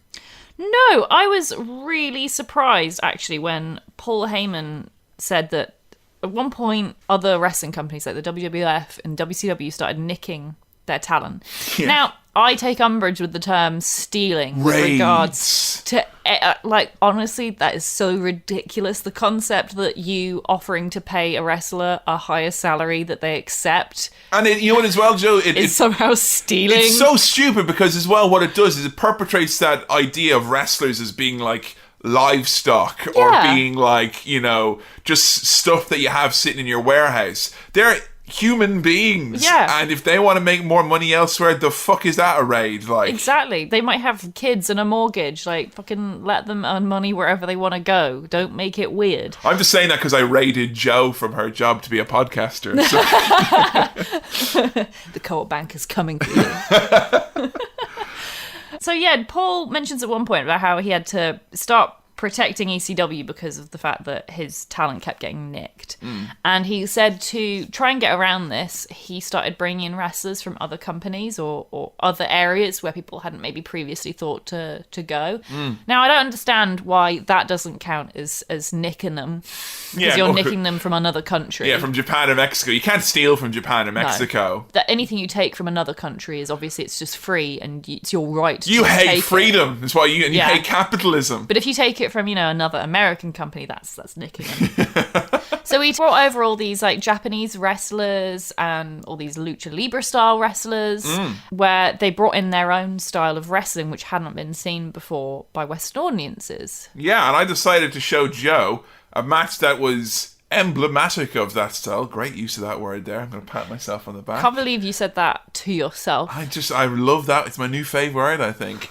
But I was like, oh, Joe, let's watch some Extreme Championship Wrestling. This is the last match we watched as well. And I sat Joe down to show Hostile City Showdown 1995, Eddie Guerrero versus Dean Malenko for the TV title. And I bet you were thinking, oh, this will be all barbed wire baseball bats and tape fist. And it was an amazing technical display of one of my favorite kind of sleeper technical god matches that is on the network, which you can check out. It is hidden away there. Were you surprised to see that this was happening in front of that bloodthirsty crowd and they were cheering for it and they were loving it? I was quite surprised because it seems tame by ECW standards. How so? Well, because I'm used to this style of wrestling now as a modern audience member. That style of wrestling is actually probably more commonplace than any of the violent stuff. That's true, yeah. So for me, it's like that's very normal style of wrestling. And it's very cool, obviously, and I appreciate it greatly, and it takes a lot of skill and effort and hard work. But to me, that's kind of the normal. Yeah. But I guess thinking back, ECW was all about innovation. It wasn't just about bloodletting and gore and violence. It was about seeing things that you couldn't see anywhere else. Yeah, it was definitely like it's like the Fringe, isn't it? It's like if you go up to the Fringe, you're going to see comedy and plays and acts that you wouldn't necessarily see otherwise. You're seeing a little bit of everything from around the world. I just find it very interesting that I want to know what your take on it is, because my viewpoint is that ECW, since it went bankrupt and whatnot, was pushed so heavily by WWE as being like, oh, that's where the hardcore stuff is. Wait, there's going to be tables and fire and all sorts when you check it out on the network, And I think a lot of the reason is it's very easy to promote something as being like, here's this violent show, wow, as opposed to here's this show that at some points can be quite violent, but also can show you some of the technical aspects of wrestling from Japan and synthesize some of the styles from across the world into an enjoyable experience for all. That doesn't really seem as immediately marketable. No, it's not. But I think everyone who's wrestling on the roster currently would look to the likes of Dean Malenko versus Eddie Guerrero as being like their kind of inspiration and whatnot. This is like real kind of primordial, important stuff. And I think that's the kind of wrestling as well that's going to keep the fans watching, because you get bored of the violent stuff after a while. You get desensitized to it, and you come to expect it. I think, and it's all well and good for if you want to show your mates at school like, oh, this is what real wrestling is like. It's the hardcore violent stuff. It's the stuff that you can show people who've never watched much wrestling, and they'll be immediately impressed. Yeah, they won't think it's fake. Yeah, exactly. But if you've been watching wrestling a bit longer, then you sort of come to appreciate more of the technical style and the stuff that takes maybe a bit more skill. Like the no big deal cartwheels of Eddie Guerrero and Dean Malenko. Yeah, Dean Malenko does cartwheels right at the very beginning. It's great. Starts off with a cartwheel. Had you seen either of these guys wrestle before? Eddie's someone who's been requested, we will be doing an episode on, but had you actually seen Eddie Guerrero wrestle? Not wrestle, I don't think. I've seen him around on SmackDown Crawl stuff that you and Adam have been doing. He's often on screen with China, but I've never actually seen him wrestle. I know that he's a hugely influential wrestler. I know that he's Sasha Banks' like #1 inspiration. Dean Malenko I've never seen before. I hadn't even heard of him before, and I actually thought that he was Kurt Angle when he was in the ring at one point. I think when you were watching something. You said something to me about Dean Malenko that was very, very strange. Was it you said that you thought he was dead? Oh, God, that makes me sound really bad. I know, please contextualize this before people think that you're a horrible person. But when you said that, I literally, my monocle fell into my glass. I was like, excuse me, what? Right, I'd never heard of Dean Malenko. As far as I've come across, he's not been one of those names like Eddie Guerrero or Rob Van Dam. The names that kind of, even though they're not within the current zeitgeist of wrestling so much. They're a huge part of it, and they get mentioned a lot of the time. Names that you hear a lot, really. Yeah. Whereas Dean Malenko, I'd never heard of him, and he's obviously so good. Like, this match was he shows a huge amount of ability. Very talented technical wrestler.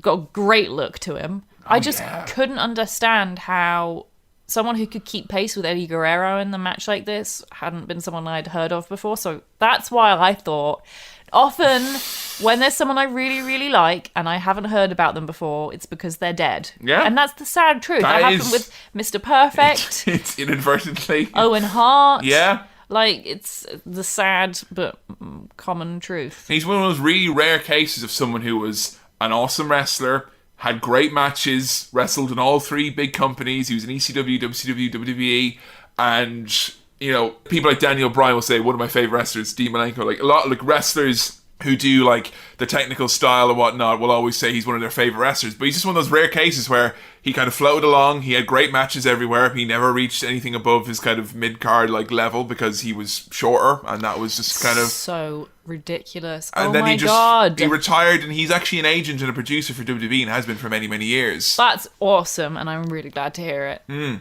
So what were your thoughts on this match then? I liked it. I mean, I didn't love it. I gave it 3 stars out of 5. It was a lot of flips, which I like, but there wasn't much story to it again, which I think I need to get a match above a 3-star rating. This very much was it's two wrestlers who are great at wrestling who want to be the best at wrestling. Yeah. But I guess I wanted to show you this because, and it had been requested a lot, because I think people wanted you to know that ECW is not just, you know, you can look beyond the brand guidelines that WWE have for ECW, and there is a lot more to it. And the fact that WCW constantly is praised as being like, they brought Lucha Libre to the mainstream, because yeah, they had a big TV deal, but all they did was nick that. For like, Heyman brought in Rey Mysterio, Psychosis, Conan. These are all wrestlers who had wrestled only in Mexico. And to think that people wouldn't like look fucking onto the country that's attached to you, where there's a hotbed wrestling scene that goes back 100 years or more, that you wouldn't think to bring a few of them fucking in for a few shots, lads. That's so weird. So weird.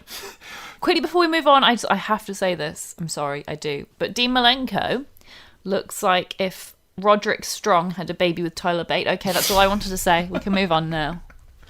Oh god, I can't get that image out of my head now. He's got Tyler Bates' body, yeah, with like kind of the big torso and the kind of the short but stocky arms and legs. Yeah, but he's got like the look of Roderick Strong. I see. Very interesting. Big strong boy, definitely. Yeah. ECW was also known for not just bringing in the talent and showcasing stuff from all over the world. They had a real straightforward approach when it comes to injuries and booking problems and whatnot.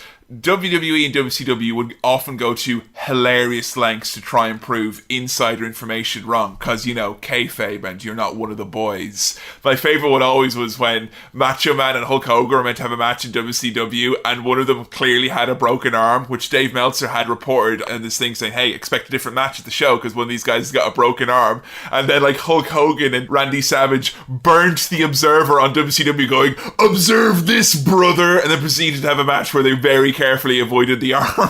Wow. You know? And shit like that is just so absurd, you know, and people would often go and like they would go to the extent of working hurt or like having an absurd plot twist in the story to make out, oh no, they're not injured, it's just we don't want you to know. Whereas like Heyman would literally, like, I remember I bought an ECW DVD and I was like, awesome, this is great, I can't wait to see. I heard there's a great Paul Heyman promo on this. I put it in, it's like, hello everyone, I'm Paul Heyman. Jerry Lynn is injured tonight, so tonight, instead of Jerry Lynn versus Rob Van Dam, it's going to be Lance Storm versus Rob Van Dam. And I know you paid money to see Jerry Lynn because he is such an amazing performer, but I promise you, ECW will provide the greatest match of all time when Rob Van Dam faces off against Lance Storm, and for that we thank you. And it's like, oh, okay, I'm on board now. And I've got goosebumps again, you know. They would, and he would go out to the ring like Sabu once. He took more money to appear in Japan than ECW, and he came out to the ring and he fired him in front of all of the fans. What, like in real life, not in kayfabe? In real life. As in he came out and he said, someone who promised me, he said that he would come here even if he was offered anything else and didn't give me a phone call, decided to take your money out of your pocket and not give you, the fans, what you want. Boo.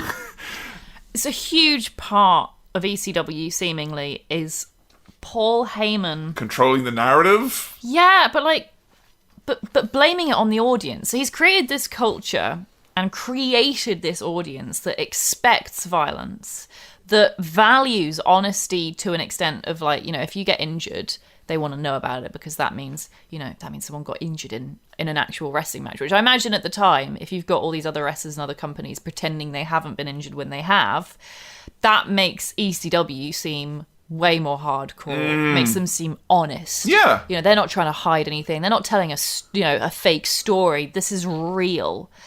But then to use that culture that he's created to tell a story of a very public story in front of the audience of, like, you know, he's sold out. You know, you paid for this, you were entitled to this wrestler, and he's gone and done his own thing for more money. Imagine if there was social media back then. Oh my god. Sabu, your Twitter would have blown up. Like, I don't know, I think that's irresponsible. It is, it's super irresponsible, but he doesn't care. No.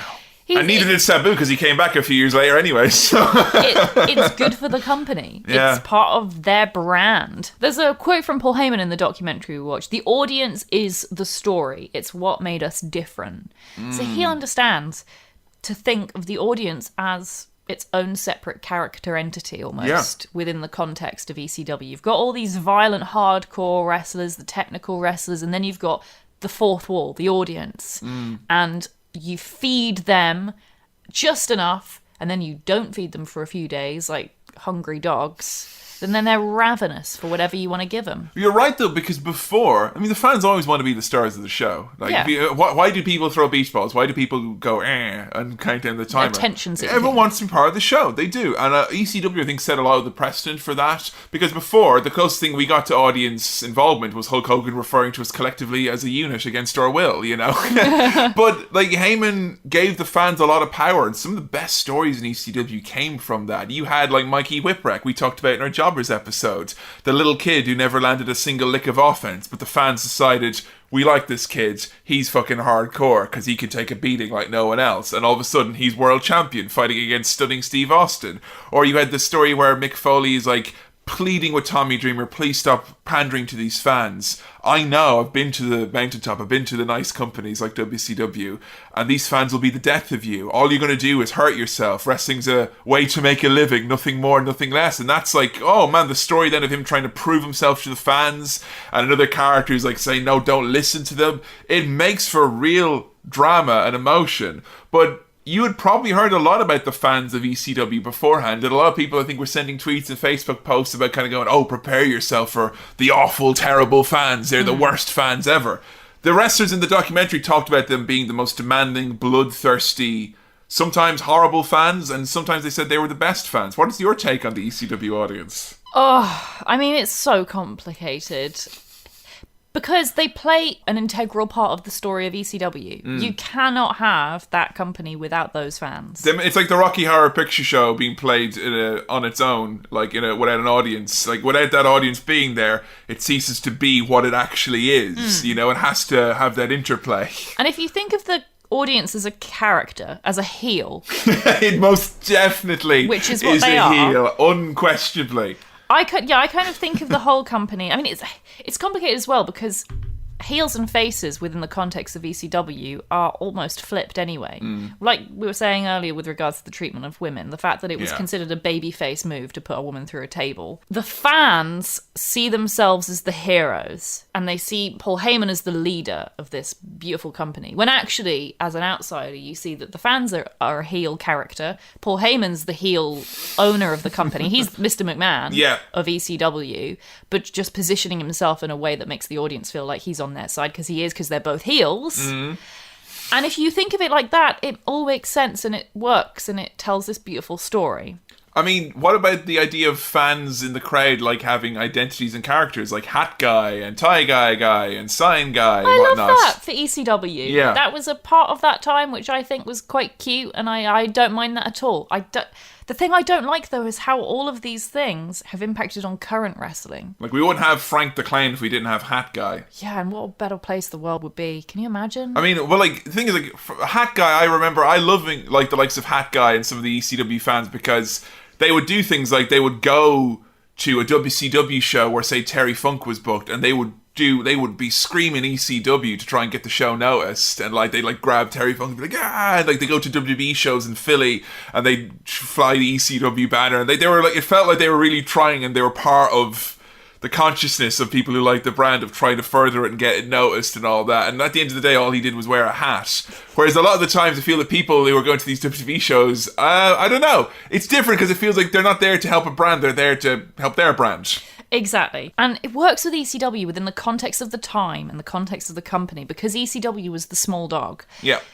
It was a small audience in a bingo hall who felt like they were counterculture, subculture. They weren't part of the mainstream. They were fighting to be recognised and to have their rightful place within the other wrestling companies that were taken really seriously at the time, like WWF. So the fans being obnoxious and trying so hard to get the company over, it was okay back then because there weren't that many of them and they had to be loud to be noticed. They didn't have social media. Yeah, and they didn't have power.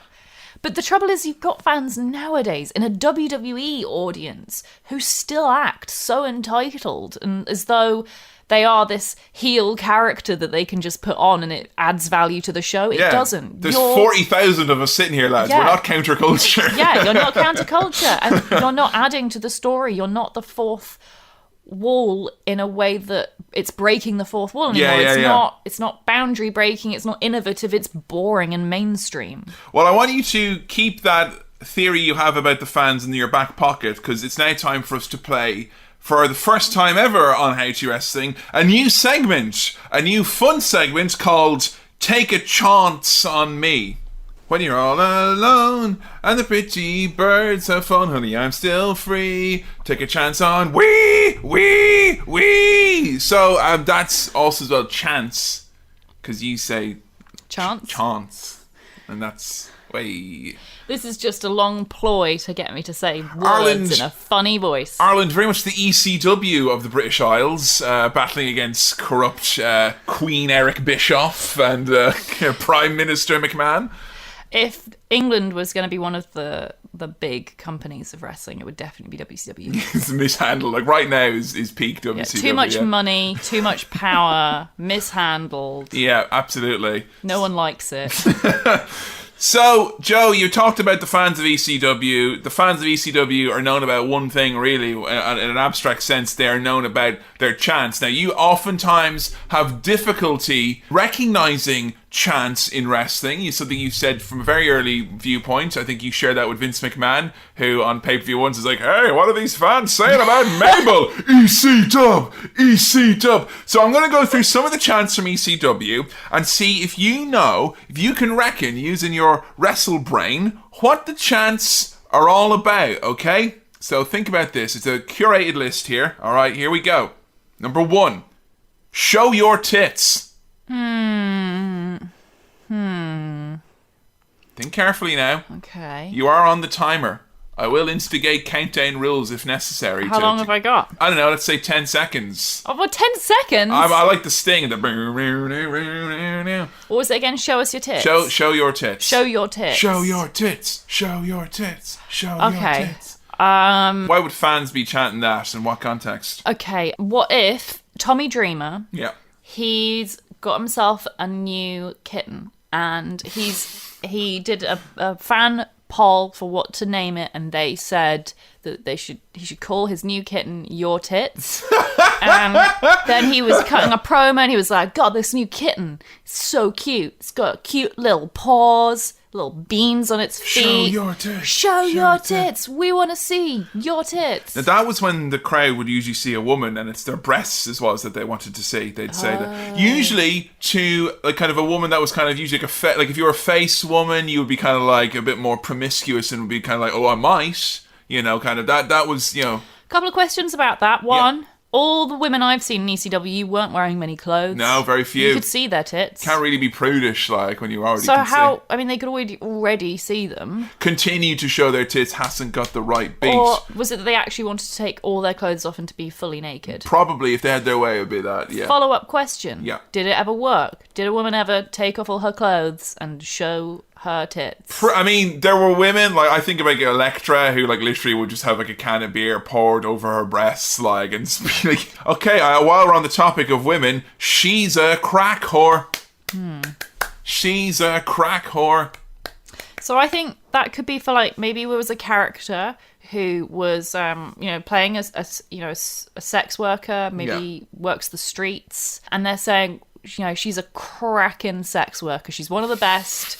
We really appreciate her talents and abilities, and we want to show her we value her hard work. No, we just chanted that at bad women.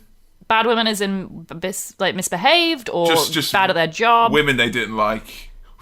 Who decides what the audience, which women the audience doesn't like? 'Cause it's very hard. Hive mind. It's very, very hard because Francine would get show your tits and then she's a crack whore, usually within the same breath sometimes. You see, that's very conflicting, isn't it? Because if you wanted to see someone's breasts, probably best not to call them a crack whore. If you're going to say an insult, if they are, a sex worker who identifies as a whore specifically, and you're saying you're a cracking whore, then that's one thing. But if they don't want to hear that and you want to see their breasts, maybe don't say that otherwise. Maybe not. It's not, you'll catch more breasts with honey than vinegar. And you know what else?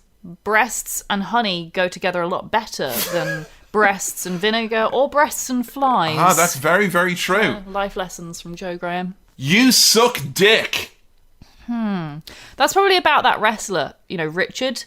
And he sucked so bad. He's so bad. So, I mean, that's probably for the best that they try and you suck dick. Dick sucks. He does. He's awful. Oh, dick. Basically, any baddie who would talk would be shouted, you suck dick at him. Really? So all the heels were gay? Pretty much, And that was a bad thing, apparently. That was a bad thing. Not a good thing. No, it's a bad thing, apparently. But I thought people liked having... the ECW is very close. Interesting, for a locker room that was, pushing the limits of psychoactive substances and, sharing partners and whatnot. Very small-minded traditional values did the, almost hateful did the audience have at the time. It's a shame. Where's my pizza? Legitimate chant, by the way. These are all legit. I was going to do I'll do fake chants and then I'll do real ones, but I reckon you would actually just not guess any of the real ones and think they're all fake. So, where's my pizza? Recurring, frequent chant. I reckon, Paul Heyman is part of his ethos of, the audience is an integral part of the company as the wrestlers themselves. He understood he had to get them on his side. Part of that was his in-ring promos, his character work, but also he occasionally ordered pizza for the audience. But sometimes there wasn't quite enough to go around, and, audience members would be left out, and they'd be like, where's my pizza? Where's my pizza? I was when ECW did a few shows at, a kid's birthday party, where's the cake? Where's my pizza was chanted at a group of wrestlers that were called the FBI, the Full-Blooded Italians, and it was racist at them, because it's they're Italian. Where's my pizza, mate? Yeah? But now this is where it gets weird. Heyman would expand on that, right? FBI did at points have Italian-American wrestlers in it. It had Sal Graziano, and it had Nunzio, Lil Guido, and Tony Mamaluke. But then he also added in people like JT Smith or Tracy Smothers, who were guys who were very definitely not Italian Americans, and just put them into this group called the FBI, and they'd all pretend to be wise guys together. Even though Tracy Smothers had a voice like this, hey man, I'm with that FBI, them full-blooded Italians, man. Don't be chanting, where's my pizza at me, man. It says so much about the ECW audience that the only Italian food they can think of is pizza. Yeah, come on, guys. That's basically American at this point. I want a gabagool chant at a wrestling show. Gabagool. If you're gonna go there, come on, sliced meats. Okay, we're gonna do one which is actually quite good. Unos, dos, tres, cuatro, cinco, seis, etc. They're counting out the number of seconds that the Spanish wrestler has been out of the ring. And they're doing it in his language so he understands, because maybe English isn't his first language, and they're trying to show that they are also spending some time on Duolingo, learning some Spanish. You're actually really close to it. Am I? Yes. When Super Crazy or Psychosis or any of the luchadors, when they would do the 10-punch spot or anything that was 1, 2, 3, they would do unos, dos, tres, and that's how Kevin learned how to count to 10 Spanish, was because of ECW. So there you go. That's really cool. And I wish wrestling in general did that with more languages, because A, it's educational, and B, it sounds really cool. It does. It was really awesome, and it really helped international flair and feel and whatnot. It makes us all kind of feel like we're in this together. You fucked up. Now that's a common one, and actually one which we'll hear not very often. Now and then you'll hear it on WWE TV even, but very pervasive on ECW shows. Constant chants of, you fucked up, you fucked up. And that's because of that real infamous, nasty feud, real problematic, wherein the wrestler Up was in a romantic sexual relationship with Raven. And, of course it's Raven. First wrestler that came to my head. Oh, Sandman then. Does that make it better? Not really, no. No, exactly. And so, of course, they chanted the infamous tagline to that feud, which was, you fucked up. Yeah? No, you fucked up as if you made any mistake in an ECW match. So be that you kind of go for a springboard and you slip, or you kind of don't miss the guy the full way, you go to punch and you miss, they would chant, you fucked up. That happens all the time, especially in NXT. People mess up? No, sorry. That doesn't happen all the time. But, like, fans chanting, you fucked up is quite pervasive. Do you think, because that's something which only started in ECW, and there's actually the wrestler I mentioned already, JT Smith, he did famously once do a big massive botch, like he fucked up massively and he got these big you fucked up chants, and then they actually made it into his character where like he would go up to do like very basic moves and just like do a big pratfall off the top ropes and people would chant you fucked up. But I mean, we saw a number of times in this documentary people like Taz, broke his neck. Benoit broke his neck. Sabu. These guys all broke their necks in this documentary. By and large, a lot of them would have had their necks broken to echoing chants of "you fucked up." And I wonder, is that appropriate? Like, maybe not. It's a bit fourth wall breaking. Wrestlers make mistakes. That's why we have Michael Cole say, "Didn't get all of it." I prefer that to "you fucked up." Well, the trouble with fans chanting "you fucked up," like, really use your brain for a second, because what's that going to do? It's going to make the wrestler feel bad. Yeah, they're going to feel anxious, yeah. and they're more likely to make mistakes. So is that what you want? You want them to fuck up more? Because that's what's going to happen. Like, basic behavioural psychology states that is like the natural course of events if you criticise someone after they've made a mistake. Yeah, I mean, chanting "you fucked up" at the Sandman is something that didn't really happen that much. But people will chant "you fucked up" at, like, say, Jerry Lynn, or, like wrestlers who did a technical style, who like, oh, I've done 20 fast-paced technical moves, and I've had one little slip-up, and I get these fucking echoing chants. Yeah, you didn't get that. the Sandman episode where he was concussed and just falling all over the place. That wasn't just, like, rang out with "you fucked up." You literally could have put that on a tape loop for that entire match, and yes, constantly what you were seeing is wrestlers fucking up. That is what this match is. So while we're onto the topic here, they're talking about issues of loyalty. I mean, Taz is the one we just mentioned there. Taz broke his neck. He never had a contract with ECW at all. He was on a handshake agreement, and when he broke his neck, the entire 9 months that his neck was broken, on that handshake agreement, he continued to get paid. So Heyman was all about fostering loyalty with wrestlers who he thought were kind of important parts to the company. But he always had the opinion that if you want to leave, there's the door. Off you go. Bye. And we mentioned about the raids and whatnot, and Eric Bischoff in this documentary talks about how, absolutely it's not a raid. How is it a raid if you go and you buy talent? Is it a raid when Vince McMahon got Roddy Piper and Hulk Hogan and Bobby Heenan and all the stars of the AWA when he started the WWF? No one calls that a raid. And then Vince kind of chimes in and mentions that Paul and ECW were on the payroll because he felt he needed to compensate him for taking so much talent. I don't know. Like, do you think... Vince. Yeah, I bet that's the reason. Mm-hmm. Now, this whole thing about Vince paying Heyman, we talked about that on Heyman's episode, that he was on the payroll, but that was a big secret that was revealed here. No one knew about that Paul was getting money from WWE at the time. I mean, do you think that's hypocritical, or... In what way? Well, I mean, you're kind of saying, oh, there's the big guys, fuck the WWF, WCW, the big guys breathing down our necks. Also, half the reason the show is continuing, or we can run a pay-per-view this Sunday. Like, there were times where Vince, literally, it's like, in 2000, there was once or twice where it was like, the pay-per-view, I'll cover it. Like, your cameras, all the production expenses, the building hire, all that. What year would this have been? 2000, 99? I don't think that Vince was only paying for raiding talent. Yeah, what do you That's think? my hot take. What do you think he was paying for? I think he's paying for Heyman's consultancy. I think Heyman was giving him ideas. Because think around the time when he started paying Heyman was around the time the Attitude Era started, right? Would have been, just before 96 was when it kind of, he said that he noticed it, yeah. Vince is a very competent businessman who can appreciate talent and he understands what he is not so good at. Yeah. I think seeing a company like ECW start to grow, and I think immediately dollar signs would have been popping up, and he understood what this kind of rivalry could create.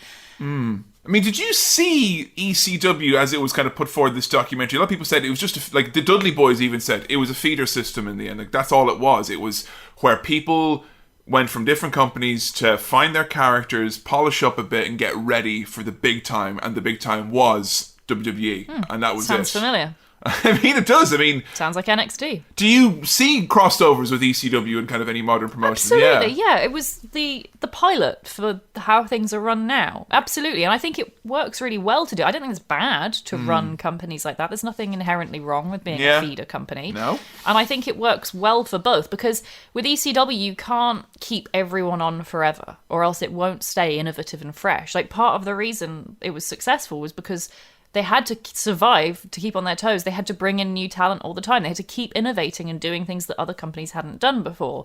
Yeah, and they constantly were coming up with reasons and excuses to have this new talent. Like, for instance, Tommy Dreamer and Raven had a feud that lasted for 3 years in ECW. It's considered to be like one of the all-time classic feuds.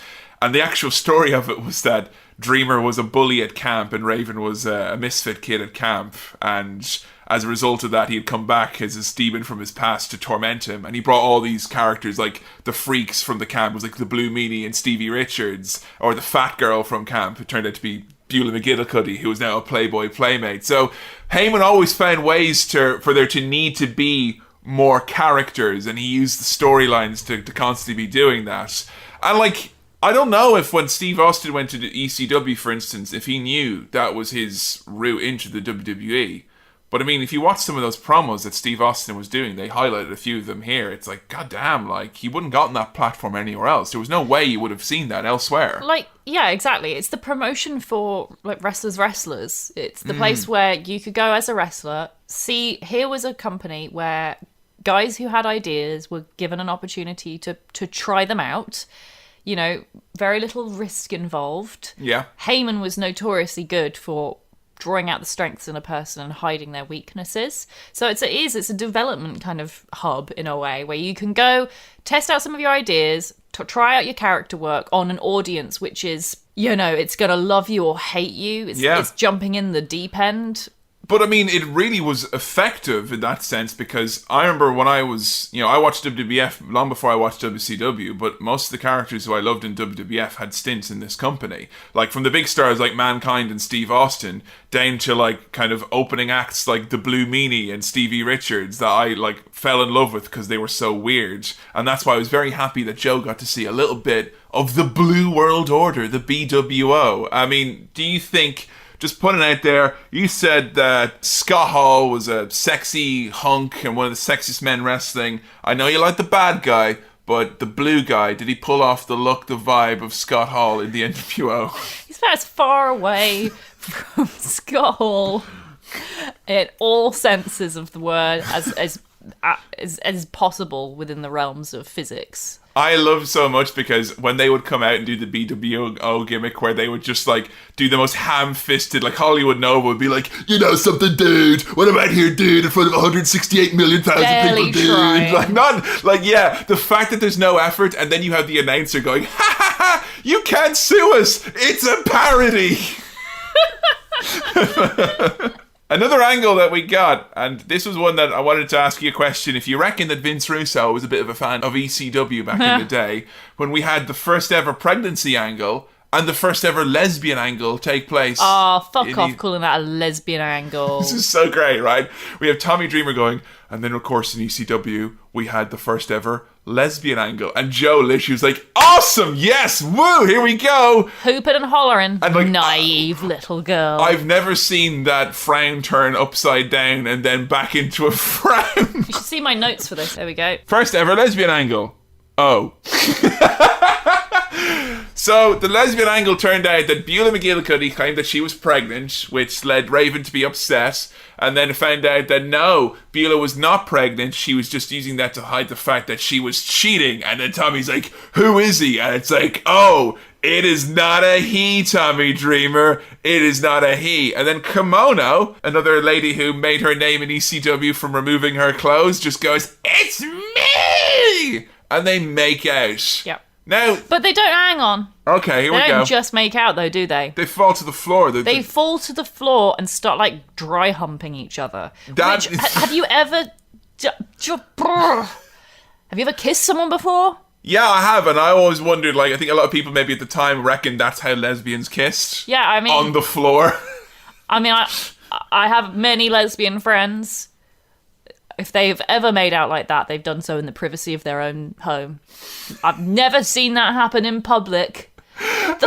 Collapse to the floor. Oh, wait, there's more. They found a way to make it even better. Did they, like, cover them in gravy or, like, roll them into a birthday cake or something? No, Tommy picks them both up by the scruff of the neck, and they're like, let's be lesbians. And then... all lesbian women are aliens. Show us your real form, lesbians. Oh, and they're always evil as well. Exactly. And then Tommy, he says, I'm hardcore, I'll take them both. And then he makes out with both of them. It's not a lesbian angle, is it, if it ends with a man forcibly sticking his tongue down each woman's throat? No, Joe, but in its defense, it's not a lesbian fantasy from the mid-90s unless it ends with a man's... Fuck's sake. Fucking hell. Kimona, by the way, people wanted to point out this is what she was famous for, not covered in the documentary. Some view it as being like an all-time classic ECW moment. The ring broke at a show, okay? So they didn't have a ring for like 40 minutes, and it's like, shit, the crowd are going to leave, they're going to get antsy, we need to make the ring back up, what are we going to do?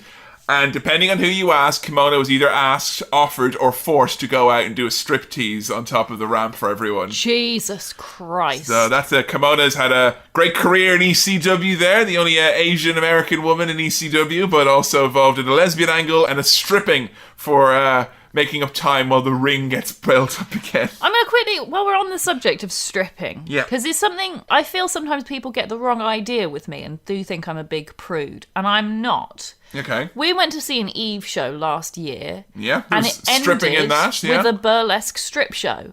And it was awesome. You know why it was awesome? Because they paid that professional burlesque stripper to do her job. That's it. I'm happy to see lots of burlesque and stripping in wrestling, so long as it's fair and not done in a gross way, and it's upfront and honest about that's what it is. And not instead of or masquerading to be the wrestling that Yeah. women get to have. And also, it's for, a much wider audience than a bunch of straight men. Yeah, it's true. But I mean, some would argue, though, that, hey, Kimono, she probably was hired from the Bada Bing or whatever. That was, Heyman probably told her that was her job. If there's rumours then about her being forced to do it, I'm sorry, as soon as that shit gets confused and muddled, it's not right, is it? That's true. We cut to King of the Ring 1996, where pervasive ECW chants ruin what is considered to be one of the worst pay-per-views that WWE have ever done. And then Vince is like, it's a brand, it's making noise. He was getting his ass kicked at that moment in time by WCW and their edgy new angles. He needed edge. They knew they needed attitude. That's what Scott Hall and Shawn Michaels and all of his top guys were saying, hey, we need to have some more of that. Vince Russo has been brought in as a writer, but he's incorporating ECW. I mean, were you shocked to see that ECW appeared not just on pay-per-view, but on several episodes of Monday Night Raw in the mid to late 90s?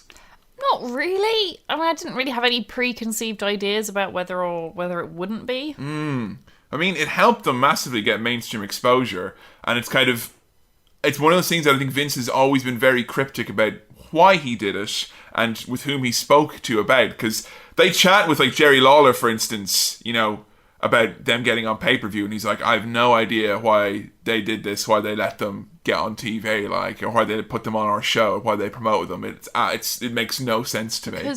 Because obviously he was getting something out of it, and that was consultancy, talent. Yeah.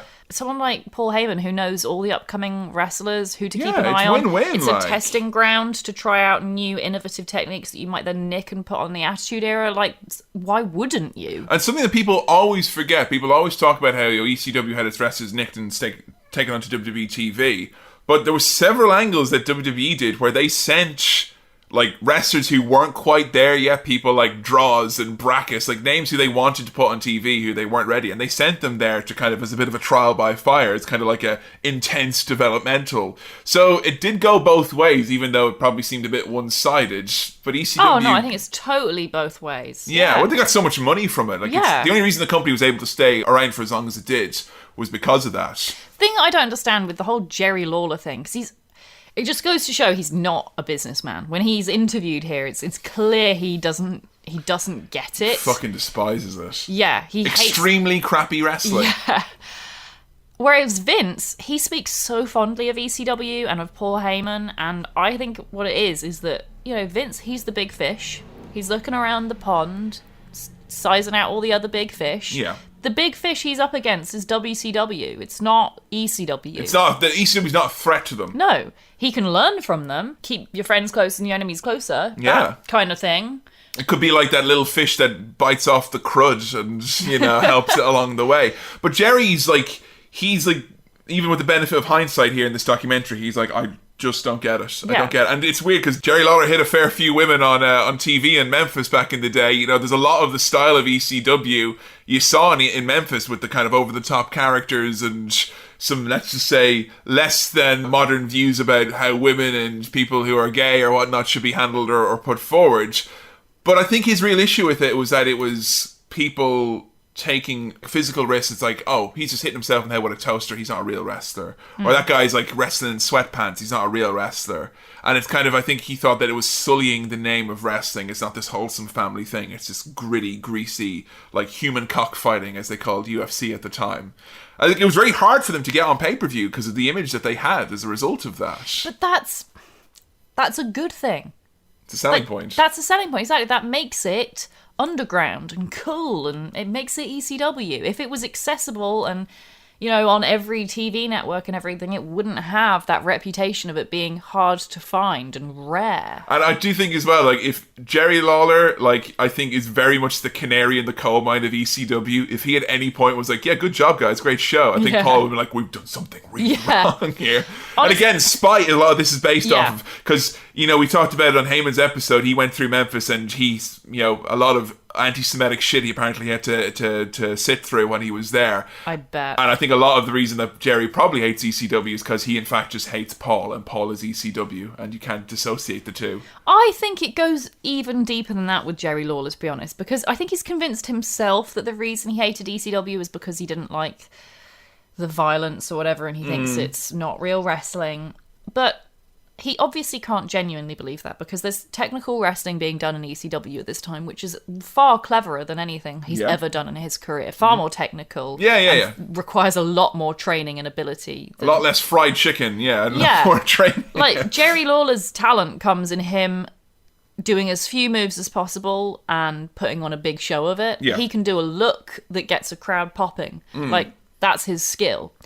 But that style of wrestling isn't cool at this time anymore. He's become old-fashioned. It's boring. A lot of what he did, though, I think is maybe in style again a bit more. Now, people are looking to see how the character in Less is More can actually help. But I think it's in relation to the time, exactly. You know? Yeah. And that had become the mainstream. That was like the Ric Flair style of wrestling. Yeah. As few, the Hulk Hogan as well. Like, as few moves as possible. You're not putting your body in any danger. It's just character work. Yeah. Which definitely has value in its own way.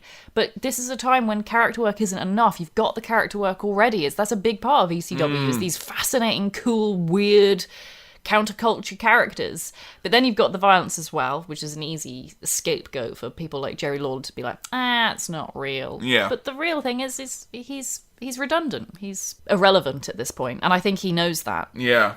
ECW did manage to get on pay-per-view, but it was a very, very shaky road to it. They had to have the fans essentially bully and hassle the different pay-per-view companies to get on. They finally did get on, and then they had... That's handy, isn't it? Yeah. I'm just saying, like, in terms of the story of ECW, if you have the whole thing of, our fans had to fight for us to get us on. Yeah, to a letter-writing campaign, like. They literally old school, like, it's how you got shit done back in the day. It's about as far away from the WCW way of doing things corporately as possible. Yeah, it's true. It really gave everyone a sense of ownership of it, but the pay-per-view had a very shaky road to it actually happening. They had it pulled on Christmas Eve of the year before because of what's known as the mass transit incident. Was this one that you had heard about before? No, never. So the mass transit incident was a pretty dark story in the history of ECW, and another big lawsuit that happened and went down. There was meant to be a tag match at a house show which involved Devon Dudley and his partner Axel Rotten taking on the Gangsters, which is a tag team that has New Jack, a wrestler known for his very violent ways and, let's just say, less than sane attitude at most points in his career. Axel Rotten couldn't show up. It was a house show, and one of the fans came up to Paul and said, I'm a trained wrestler. Here's my wrestling license. Here's my documentation. He just happens to carry all this with him. Yeah, well, I mean, his word was taken a lot more than it should be. He said that he was trained with Killer Kowalski. No one actually bothered to reference any of this or check it out. It was like, oh, cool, you want to wrestle your local guy? Fine. People will vouch for him. That's okay as far as I'm concerned. And it turns out that he lied about his age. He wasn't 19, like he said. He was 17 years old. He didn't have wrestling training. What little training he had, he happened to know a dwarf wrestler from the area, I think. So he had a connection loosely, but he didn't have any training. He had his own little wrestling gear and his own character. He dressed up as an evil busman called Mass Transit. He was a very heavy-set, unathletic fellow. And New Jack took exception to the untrained wrestler in the ring. So he beat this kid up with a toaster, a crutch, hockey stick. Oh yeah, he brings out the bucket of weapons. Yeah. So that's all I am with this kid. He's beat the shit out of him a little bit. And then the guy says, I want to get juice. I want to be one of the boys. Cut me. Blade me. Now, I think you asked me not that long ago, has it ever been that wrestlers will ask another wrestler to cut them? Now, 9 times out of 10, the best person to cut yourself and blade yourself in wrestling. We covered blading in one of our first episodes, folks. Go check out the introduction to wrestling to find out about that. But yeah, you run the blade across your forehead, causes the blood to come down, you breathe deep, you get the crimson mask, whatever. Well, he had a little shiv, essentially, made for himself. Oh, he says, shit. Yeah, he says to New Jack, can you cut me? And New Jack says, yeah, I'll cut you. And the footage exists. I didn't show you the footage because I kind of feel like I'll tell you about it. You want to find it yourself, go watch your own snuff movies. But New Jack, literally, you can see him in the video. He just has what looks like a prison shiv, and he pulls the guy down and just goes, huh, and he cuts him deep. And the kid fucking bleeds a bucket. He bleeds gallons. And straight away, it's like kind of, okay, untrained wrestler who's bleeding excessively and looks like he can't control himself because of the amount of blood loss. And then afterwards, it finds out, oh yeah, the kid actually, he's lied about his age. And now we're being sued because, Paul Heyman, you have let an untrained under 18-year-old go onto your show and you're being sued for psychological and physical damage because New Jack has maimed the wrestler. Now, it did go to trial, and what it went down was the few reasons why he got dropped was, one, he lied so many times about himself and misrepresented himself that they were led to believe that, well, there's no way Paul, in the position he was, he took him at his word, and that was a stupid thing to do, but the onus wasn't on him then as a result. And the other thing was that because the guy, after he cut himself, he started doing the heavy breathing. Now, if you ever see a wrestler and they start bleeding, they get up off the ground, they start doing the big, the big deep stomach breaths. That's to push the blood out of the forehead. And they were like, well, if he didn't want to bleed, he wouldn't have asked him to cut him, and he wouldn't have started doing the big breaths to get that blood out of him as quick as possible. And even as well, there was testimony that when the kid was leaving, he ran back into the locker room covered in blood going, no, Dad, I'm one of the boys. And But what you have there, Joe, is reality, a fan who wanted to be a part of this show so much that he did that. Yeah. And I think, as important as the fans were to ECW, it's worth pointing out that the line was crossed several times in terms of the fans and the show and the safety of the fans. And yeah, he died a few years later because of complications from gastric bypass surgery. But that was an underage, and a minor got maimed at a wrestling show, and it was an ECW show. That's pretty fucking shocking stuff. That is shocking, but you go to the lengths to get fake wrestling. What did he bring with him? He apparently had a wrestling license with them or something like that. You don't just pluck one of those out of thin air. You have to pay to get one made. But I don't know if he actually had documentation and stuff like that, or if he just had I've got a reference or whatever. I got my word. Either way, at what point though do you hold a minor who's misrepresenting themselves, who's clearly enamored with a company? I mean, he's culpable. Who I really think is to blame though is, okay, this is going to sound horrible, is the parents. Maybe Yeah. you don't go to an ECW wrestling show if you're under 18. Yeah, that's it. And absolutely, the ECW is also to blame. There should always be a clear way to check someone's references and make sure they're actually qualified for the job. But this is ECW. I don't think anyone was under any pretenses it would have actually been run like that at the time, right? Yeah, it didn't really. And it shows as well, even that happening, and this is before it went to trial, Paul said he threatened and he cried and he shouted and he begged, and they got back on pay-per-view.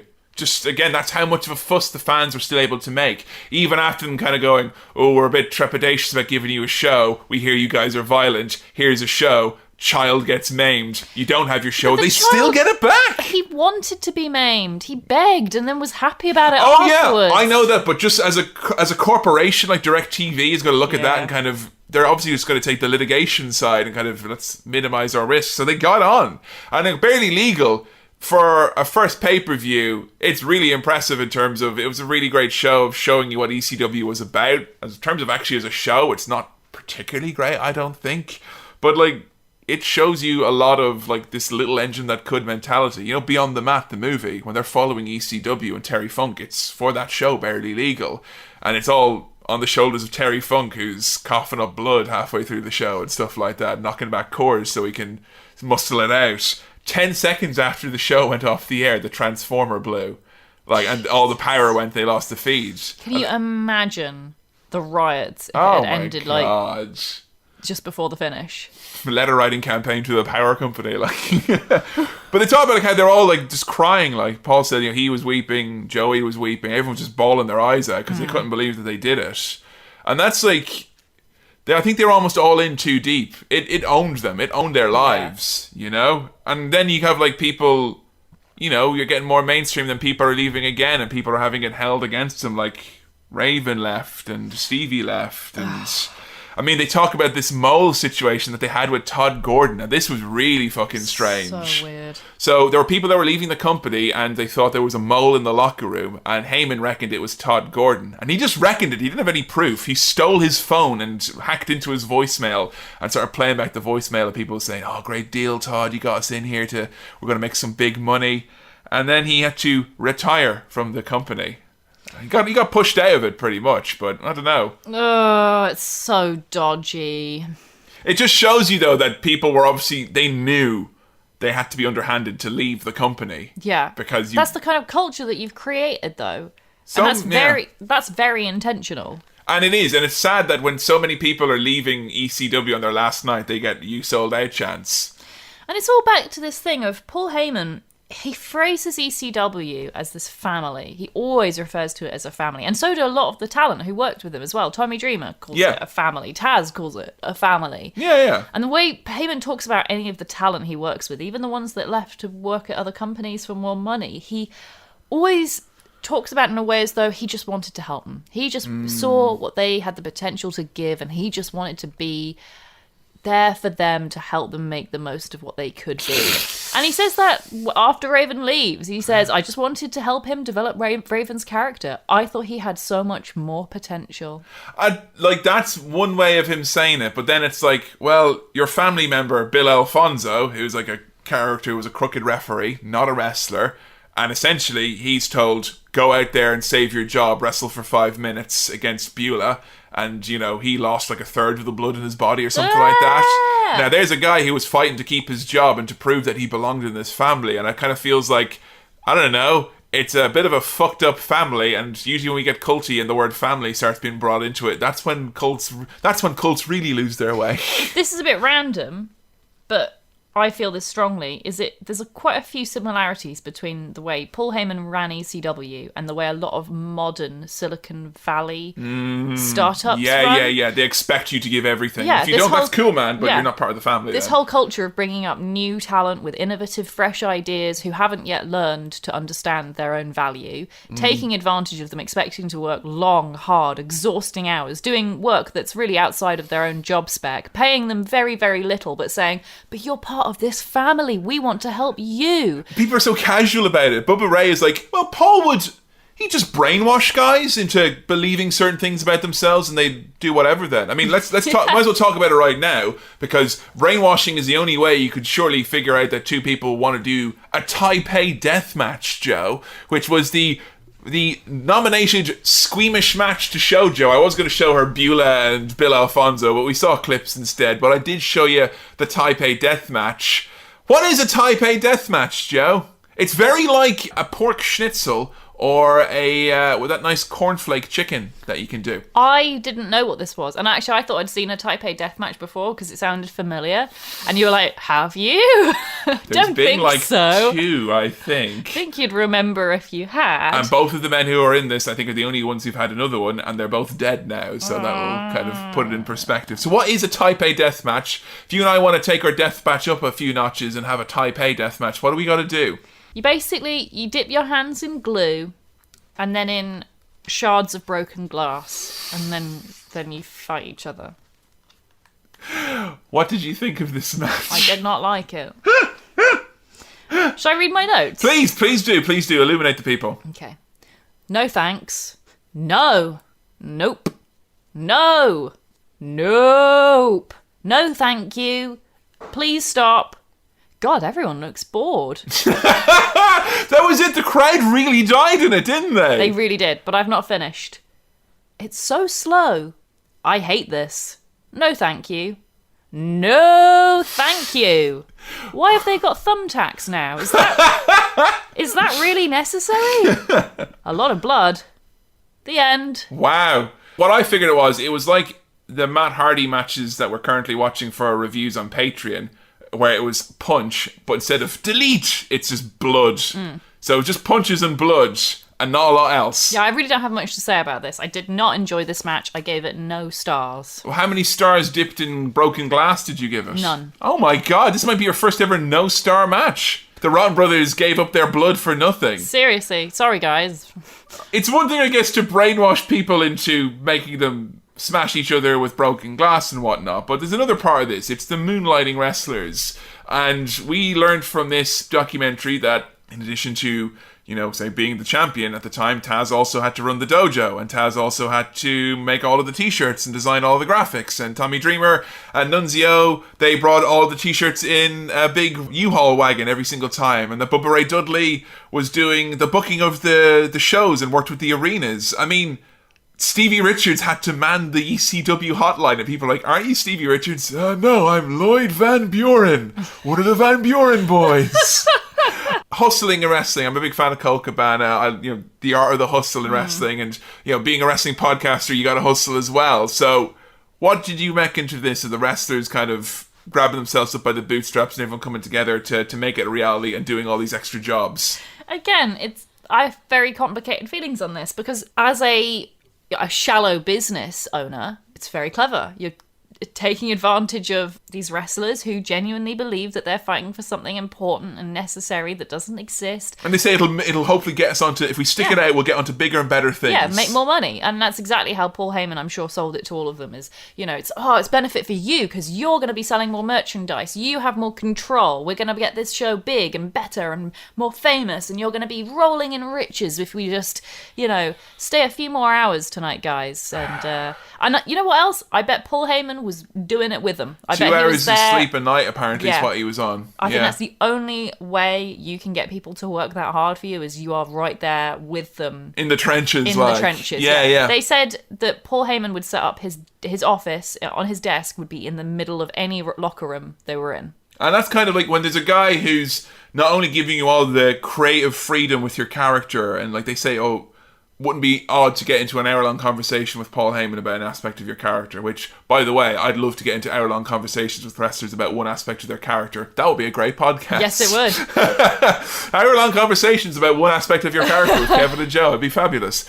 But I feel like, and then they're not only are they giving you all that personal time, but then you see them giving all this time to the whole cause, essentially. And they're saying, if you're able to give as much as I'm giving, we can make this a big, beautiful, amazing thing. And you have all these wrestlers who are cutting these, we looked at, say, Kane Dewey or the seminal Steve Austin promos that he was doing in ECW, and then you pull that camera back, you're in Paul Heyman or Ron Buffon, the executive producer, you're in someone's mom's basement. I remember there was one, I think it was the Steve Austin promo, and they pull out, and it's like Austin with the kind of cold, like, I'm going to be the superstar. It's like, oh man, what a great fucking promo. And it zooms back, and you see, first of all, the Sandman going, fuck man, that's an awesome promo. And then it zooms out further, and there's just like a big stack of laundry. And like all the promos where Joey Styles is in front of the ECW banner, it's just like, it's in someone's house. Yeah. And that's punk rock spirit. That's everyone mucking in together. When I hear Chris Brooks on the Indies is making t-shirts for everyone, I kind of, yeah, punk rock spirit, everyone mucking in together. But then you hear like Tommy Dreamer didn't get a single paycheck for 6 months ever. Or there's like a lot of wrestlers who left, and they said they left because, look, you know, you didn't pay me, or you've paid me, but I got paid for this show, but I didn't get the bonus for this show. And there was a lot of people after, once the pay-per-view started, where it was like, once we get to the pay-per-views, you all get your bonuses. And then maybe Taz and Sabu got the big bonuses, but the champion Raven didn't. And all of a sudden, the next pay-per-view, Raven's in another company. And you kind of see then how this money game, a lot of people kind of felt that they were being taken advantage of, a lot of these guys. And that's the thing, it's easier to take advantage of people when you're working towards like a common goal.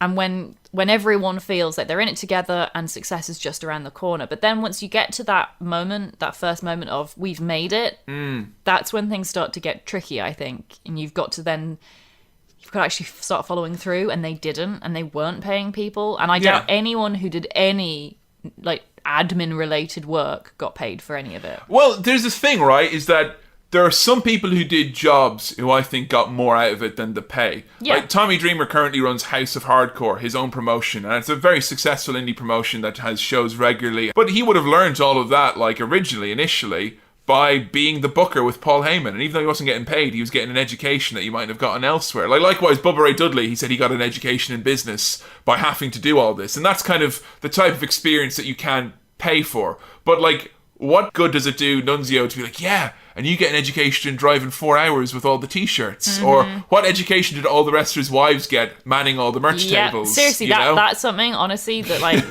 really was very obvious to me, was the amount of unpaid labour the women did. All my brother's mates and all my brothers being in bands and shit like that back in the day, I saw so much of that. Lad, do you think you would have had such great paydays if you paid the women who were selling all your t-shirts for you at your shows? So common. Like, not just in wrestling, but like in all areas. There's so many instances of women being taken advantage of because they're helpful and they want to be nice, and people just taking that extra advantage. And that's so obvious with this. So many of the wrestlers were like, oh yeah, we couldn't have done it if we hadn't been for my girlfriend or my wife who stayed up night after night after night for no money, by the way, but great for your partner's career, I'm sure. What do you get out of it? Just out of interest? Anything? No? Well, if he's not being paid, she's not going to get exactly anything, you know. But I always feel though that, you know, even though a lot of people were leaving around this time, as ECW got bigger and more popular, more people started to leave. But that was always part of the intrigue. It was like ECW would always end. When someone was leaving, there would always be a big surprise. The lights would go off, and all of a sudden, oh my God, X, Y, and Z is there. Like Scott Hall would show up, or like, you know, Psycho Sid would show up, or Jerry Lawler would show up. And they'd always get the heat off whoever was leaving by bringing in someone new. And they managed to keep that momentum going. Their run of pay-per-views from 98 and 99 are some of the most like critically well-received shows at the time. And he wouldn't even announce a card ahead of time. He'd just say, Heatwave, this Sunday. But you know it's going to be awesome because he's going to give you surprises and he's going to give you, you know, wild matches and you get all the different types of brawls you want to see. So they kind of worked it to their advantage. I mean, yeah, one of the ones we mentioned there was Jerry Lawler showing up one of the days when the lights came off and it came back on, and there was Jerry Lawler in the ECW ring. Were you shocked to see him there? Well, no, not really, because I'm pretty sure Vince would have told him, you're going over to ECW, it looks good for our company. It makes us seem a bit cool to put you over there. But I can't imagine Jerry Lawler was keen. You know, when wrestlers believe what they're saying and you can kind of feel like, yeah, there's a little bit extra oomph in this promo. When he says this bingo hall ought to be built out of toilet paper because there's nothing in it but shit. You know he means it, but yeah, he was like, look at her, look at that slut over there. Like it was honestly one of the scariest things ever because heel Jerry Lawler in an ECW environment is pretty much like Satan on his day off, like with no handcuffs or no consideration. I'm like, that's like looking into the abyss, so you blind yourself if you see it for too long, like. But yeah, I mean, Tommy Dreamer seemed to be a bit of a sympathetic figure in most of this documentary because he constantly got underpaid, got the shit beat out of him, and he wasn't being caned in the testicles, he was being caned on the back.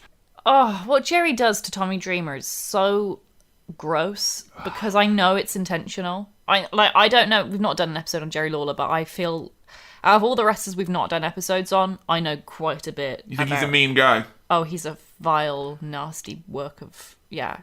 He's a vile toad, I would call him. What did he do to Tommy Dreamer that irked you so much then? So, is it a kendo stick? Yes. Yeah. Or Singapore cane, whatever you want to call it. Or Singapore cane.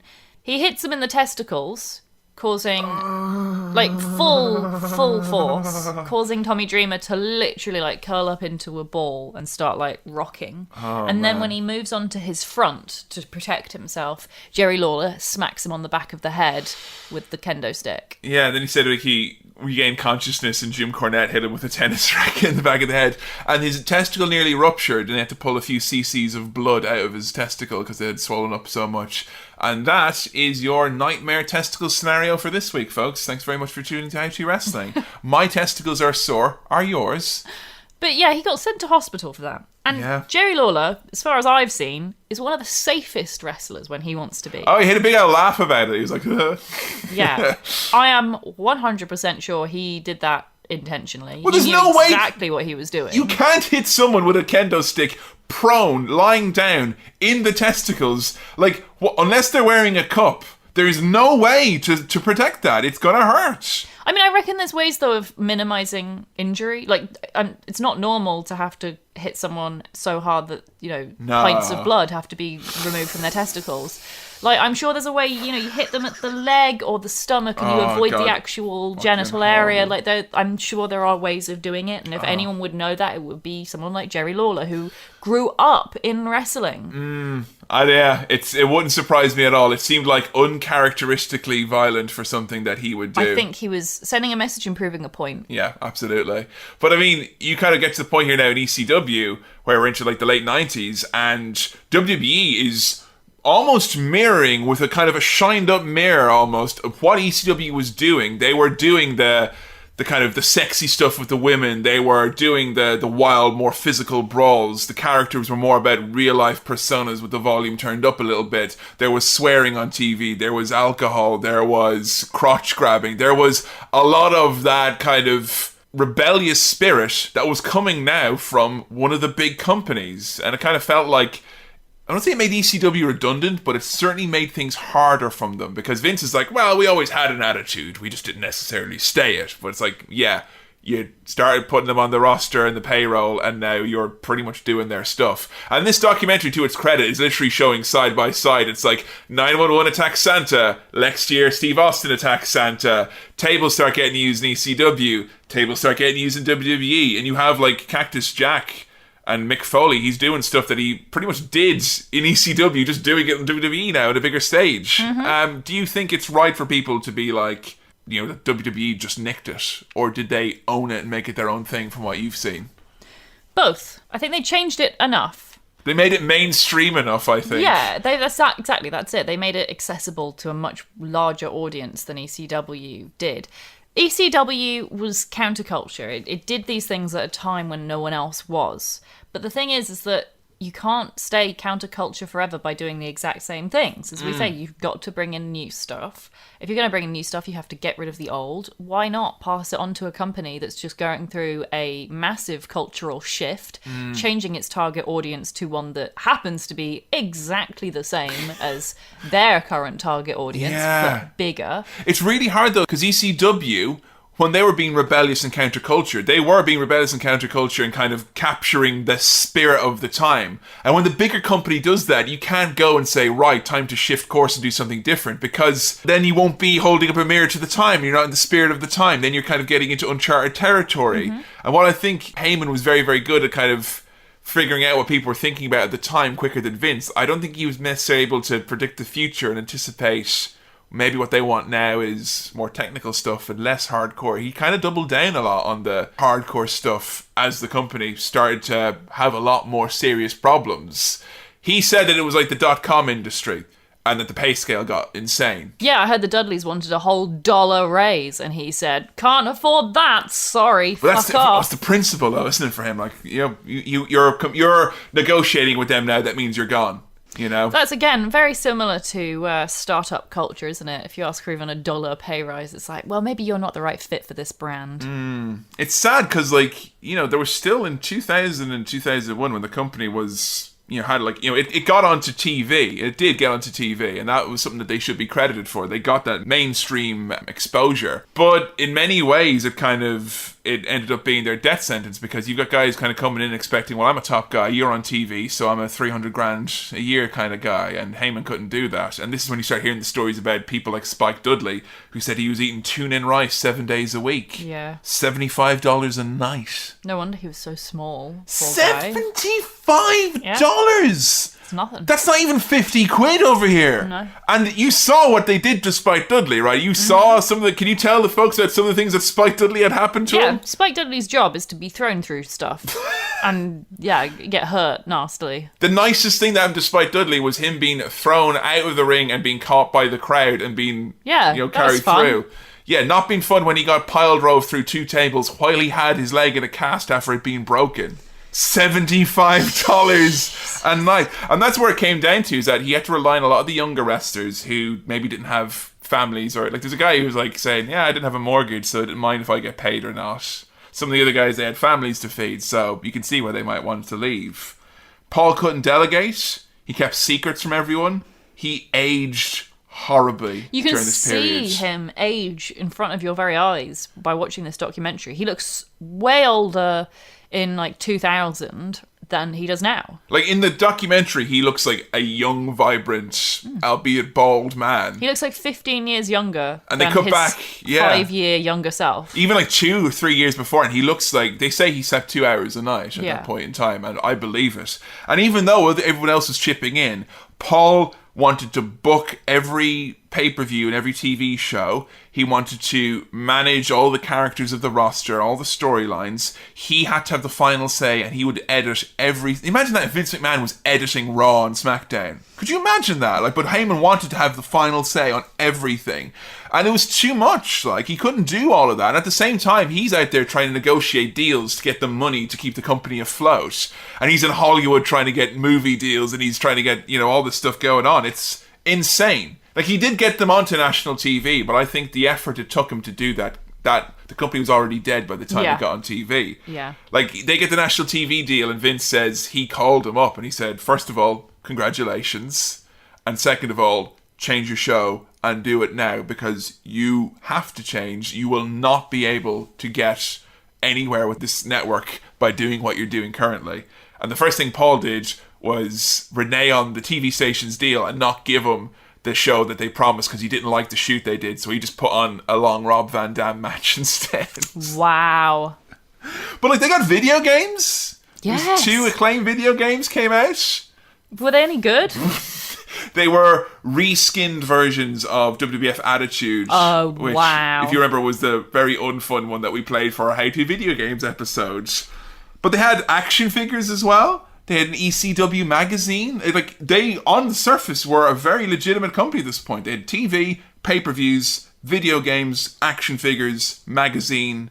Like, that's a thriving company, right? Sold out shows everywhere. Like, he even did really innovative stuff around this time. He actually had a group of fans who were super fans who he knew went to all the shows. And he said, right, you're the street team now. Okay, because you guys love the show so much. Here's a camcorder, film it, it'll be fan cam, we'll sell it on the website, and you can go out and hand out flyers for the show. And like a lot of people like Gabe Sapolsky, who's now like, he runs Evolve and is a big name in indie wrestling, a lot of these people got their start through just handing out flyers and being Paul Heyman's kind of eyes and ears on the ground, filming shows and all that stuff. It was another way to make money. So cool. It's like innovative. Yeah, it's really cool. 2 weeks after they got onto TNN, the network, which had picked up ECW for a year, they lost their world champion and their tag team champions. So they lost Taz and the Dudley Boys. They went to WWE pretty much straight away.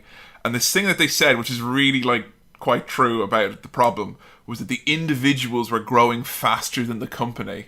Like, they were outgrowing them, so there was no real kind of point to them. Taz said he felt that he was being complacent at this point in time if he stayed with the company. So being on the network had its own unique set of issues. They said that they never once promoted them. They never had a TV ad for them, a newspaper ad. They were worried they were being used primarily as a lead-in for the roller derby show that was on TV called Roller Jam. They came up with a very unique way to come up with a way of shifting the blame, because they weren't allowed to use a lot of the ECW staples, like using the word hate or a lot of the kind of edgier stuff that they would normally do on TV. So they came up with a character, and one that I thought you'd be a big fan of, called Cyrus, who was the representative of TNN and the network, who would come out and be like, the network is not happy, ladies and gentlemen. They want this certain person to be champion or a certain match to go down. And it became like a scapegoat and a way to shift the story away from ECW has to tame down a little bit to, oh, we've been made to do this. I love Cyrus's name, first and foremost. Great name. Cyrus the Virus, he was known as.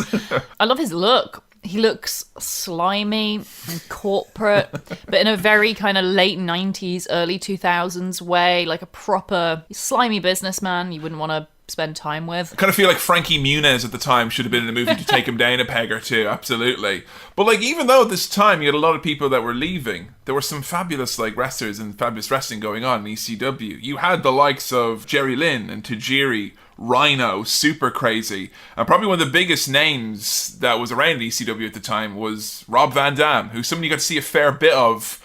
Mostly stoned he seemed to be in this documentary. Always. They were just kind of embroiled, it felt like, in constant drama at the time. The big one was Mike Awesome, who we saw wrestling Masato Tanaka earlier on. He decided to leave the company and go to WCW because he wasn't get paid. And then, because he's going with the belt, which, as we now realise, taking a belt is literally worse than home invasion in the world of wrestling. So yeah, he's taken a belt so they'd have a federal injunction. And let's see if you can make sense of this. To get around Mike Awesome, who is a WCW contracted wrestler, to get the belt back to ECW, they had Taz, who was a WWF contracted wrestler, beat him at a live event. So WCW guy got beaten by a WWF guy for the ECW belt. So the ECW belt could get brought back and Taz could drop it to someone like Tommy Dreamer. Wild idea. Why not just make a new belt? Because then you end the lineage. No, you don't. Just say it's the same belt. Yeah, we stripped him of the belt. Yeah. Here's our cool new Here's design. the new one. It doesn't even have to be a new design. It can be exactly the same. It's so funny because like I remember like growing up in the Attitude Era, because like I remember thinking like, oh, if the belt got thrown down, like I remember being like kind of like scared, like, oh, there's going to be a terrorist attack, like, you know. And it's funny to tell you now, like, when I'm kind of like, and then you believe this, Joe? She got the belt and she put it in the bin. Yeah, and you're not shocked. I don't see why. No, I'm happy. But yeah, it got to the point now where people like Tommy Dreamer, he said like he was getting the belt because they knew he wasn't going to leave the company. And Heyman was kind of spending less and less time actually running the company. Tommy was actually running... Because he was busy helping Vince out backstage. Well, like Tommy was like, he was booking the last couple of shows. Heyman didn't even show up to the last couple of shows, apparently. And in the end, the advertisers wouldn't get on board, and they are getting thrown off the air off of TNN, and not helped by the fact that Paul Heyman literally went on TV going, "Hey, network, I dare you to throw me off the air." I've been thinking about that, and I think that was very intentional. Yeah, I think he wanted to get out of the contract. Yeah, I think he knew that if he pushed them to it... He could sue them. That too. But also, within the brand of ECW, it's a lot cooler for the company to be taken off air because they were, you know, either dared to or because the show was too violent or too much for the network. As opposed to not successful enough. As opposed to, yeah, we've run out of money, we've mismanaged the business, all our good talent has left. And that's a sad thing, is that ECW and TNN, even though that was my entryway into ECW, it really was like, there was great stuff there, like there was great wrestling there, but in terms of like ECW and what people believe and what it stood for and what it was, it is in many ways a shell of its former self. Like you had, like now looking back as a grown up, I can kind of be like, wow, they had some real just blatant attempts to just replace stuff. Like the Dudleys were gone, but now there was the Baldies. For fuck's sake. You know what I mean? Like, because you know the Dudleys, we talked about the Dudleys in our episode, that they were like the monster heel, absolute dirt worst, and once they were gone, it's like there was this massive void destroyed. It's like, we need this monster group of evil men. So they had, like, there was 3 Baldies, like there was 3 Dudleys, like, and wow. you know, and they put people through tables, and they like got through tables. Yeah, but like their whole gimmick was that like people paid money to see the Baldies get beat up. And don't get me wrong, I love the Baldies, and they have a straight A banging theme song, and anyone who comes out to the ring with a cigar is okay in my book. But even still, it's like, you could tell that they were treading water. ECW was a series of, oftentimes it feels like, unrelated short-term successes, kind of crammed in a pressure cooker. They struck gold so many times in so many different places, but it was just sad that when push came to shove, they couldn't put on a TV show that was violent enough to appease the fans or mainstream enough to get any new eyes on it. Like, the ratings started low and they went lower. You know, it was the Alan Partridge formula. You know, that was the reality of it. And even though they made ratings that would have, you know, people like TNA would have killed for in recent years, at the time, WWE and WCW were still doing phenomenal business. Well, WWE was doing crazy business. And the reality was is that the only reason they put ECW on the network was so TNN could see, oh, will wrestling fit on the network? Oh, it does. Let's give Vince McMahon $100 million. Wow. Which sounds made up, doesn't it? I mean, it does sound made up, but that is how much money that they got. And then this, of course, they made $1 billion this year with their rights fees, and that was $100 million they made back then. So, you know, and they were given that offer because ECW worked within the network. Well, yeah, because they figured that we can structure our programming around wrestling. They were worried that it was the Nashville network and wrestling would stick out like a sore thumb. And it's like, well, if ECW can, you know, fit on here and sponsors aren't going to drop off, well then WWE, which is a prestige brand and not rinky-dink like ECW. And that's really a shame, because I think that TV show did more to further the idea that ECW was this rinky-dink show. Because when I first heard about ECW, it was tapes, and it was like, oh, someone has seen this match, or someone has heard this about this. Like, we heard stories. But when it was there, plain as day in front of you, and it's like them trying quite hard to do the hardcore stuff in an hour show with handcuffs on them, it really damaged the brand, I think. Because when ECW went out of business in 2001, like a month or two later, WCW went out of business as well. Oh, and it just so like, rough. Yeah, it kind of felt like no one cared about ECW's demise because everyone was talking about the big company, WCW, demising as well. That's why WWE were using ECW trademarks for their invasion storyline without actually owning them, and no one cared. Wow. It ended really in kind of a bit of a turmoil and a downward spiral. Most of the wrestlers found out that the company was out of business when they tuned into Raw and Paul Heyman was suddenly on commentary. That's so... When we covered this in his episode, but that is so unbelievably shitty. It's like, so horrible. Rhino, who was the last ECW champion, was like, I was just going onto the website, man, and just refreshing, hoping to see there was going to be some new live events added. And like, he's the champion. The champion shouldn't be refreshing on his We're price. a family. Yeah. Everyone works together. I wanted to see his potential. Yeah, sure. Fuck off, mate. It's really sad. ECW did die with a real whimper because, you know, it had its last show was just a house show, and it was kind of like everyone kind of knew it was over, and they just kind of had a bit of a send off in the ring. Paul wasn't there on the last show. It was sad. It really was, and I kind of feel like it's the unfairness of it kind of going under when it did really added to that kind of underground feel to it. And that's when this documentary came out. It was kind of like, yeah, ECW deserves a proper send-off. And it did inevitably get several rehashes. We had the reunion shows. Some were great, some weren't great. We had a lot of angles, most of which were terrible. Every company has tried to do an ECW reunion or spin-off. I mean, even when we were doing How To Wrestling at the pay-per-view reviews, we had the ECW team of the Dudleys and Tommy Dreamer and Rhino against the Wyatt family. And it's like, you know, even then they were still trying to rehash ECW. I kind of feel like we could talk about ECW rehashes as a completely separate episode. But I want to know from your viewpoint, from watching it, what do you think killed that company in the end? Oh, it's death by 1,000 cuts, I think. That's a really good way of putting it. I would tend to agree with the 1,000 cuts, yeah. Because it isn't just one thing. It's Paul Heyman overworking himself. It's him, on the one hand, calling it a family and taking advantage of his talent, but also not keeping them involved when it comes to die. That's emotionally exhausting, isn't it, to keep up that level? Because a lot of people said that they thought Paul burnt out. Devon actually said he thought Paul just gave up. I don't think he gave up. I don't think Paul Heyman does that. Maybe I might sound like a proper weird conspiracy theorist, but I think Vince McMahon and Paul Heyman worked together to bring down ECW, and I think they worked very carefully to do it in a way that wouldn't make it look like that's what they're doing. Right, as in kind of, there was probably a point in time, because that was it, Rob Van Dam said in the documentary, he said there was a point in time where he worked out that he couldn't be paid all the money he was owed. Yeah. It was not actually possible.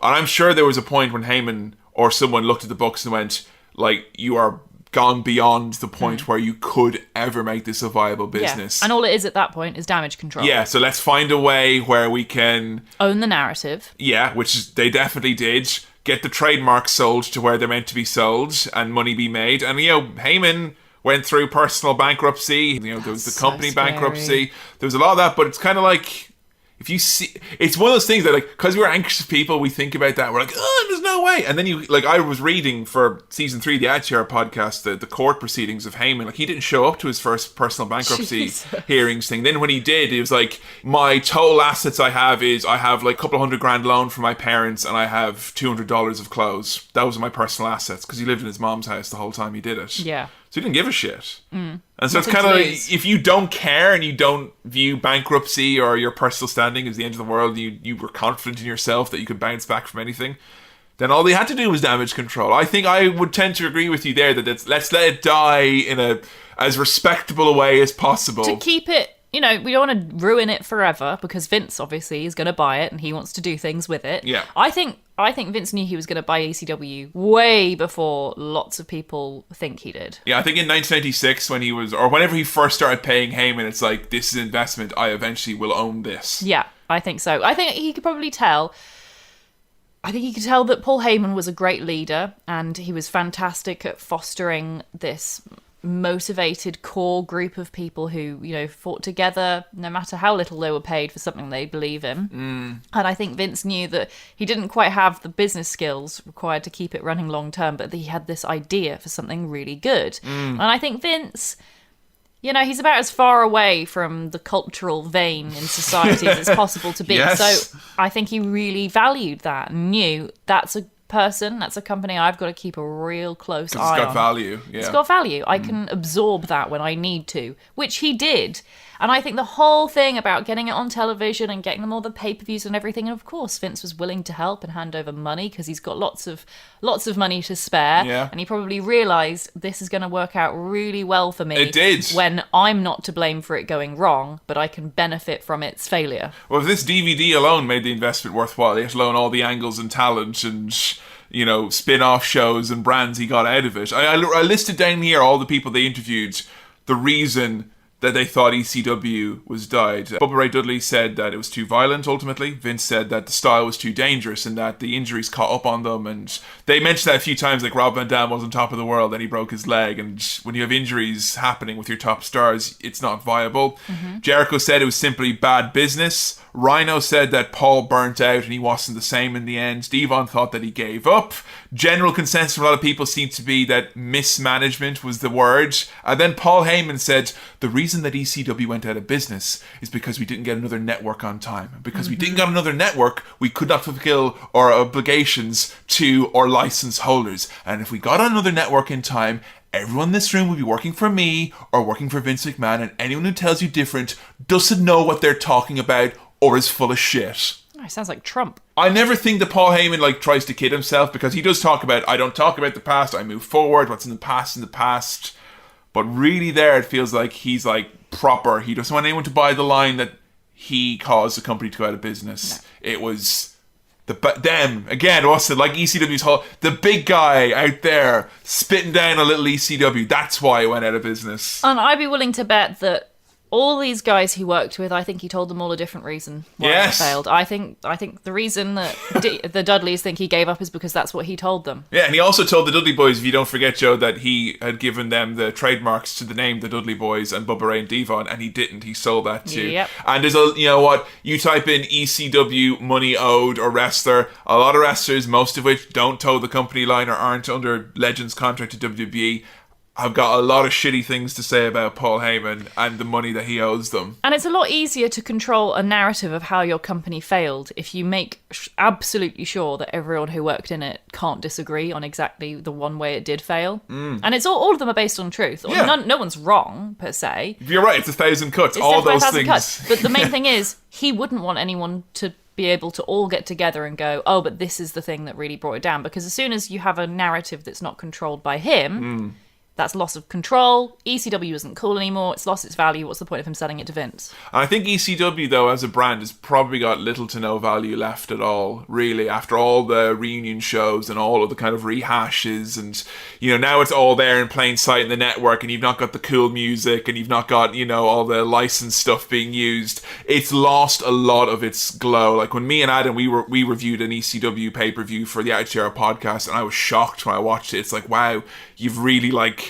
pulled the curtain back a little bit too much here. You've taken away the magician's tricks. You've not accentuated the positives and hid the negatives, as Paul likes to say. But I've been very interested to talk to you about ECW, and I'm glad we got a lot of the kind of stuff about the treatment of women and the violence and stuff kind of out in the forefront and straight away kind of dealt with that. And I commend you for being able to talk about this shit at all, even knowing that pervasive, gross culture that was there. So, amazing. Oh, well, same to you. It's a hard thing to have to look back at something that you loved and enjoyed as an 8-year-old child and accept the fact that it may have slightly fucked you up. I've made a bit of a career out of it at this point, I guess. But I was going to ask you, in this modern day and age, I know you've alluded to like NXT a little bit, but like, what do you think are the long-term benefits of ECW? Like, what positives do you think that brand brought, long-term speaking? Not short-term and not necessarily just capturing the zeitgeist as it did so well, but the legacy of ECW, if we're to talk about the beneficial things or the good things that it did or the positive that it brought to wrestling, what do you think some of those things might be? There's so many. Okay, triple threats. Oh yeah, that's true, yeah. Didn't exist until ECW, although it was called a three-way dance, which is wonderfully gay. I love that. I want to bring back that term for it. You and I are going to be in a bit of a three-way dance. It doesn't matter who the third is. Like, oh wow. Yes, please. I'm tuning in on Sunday.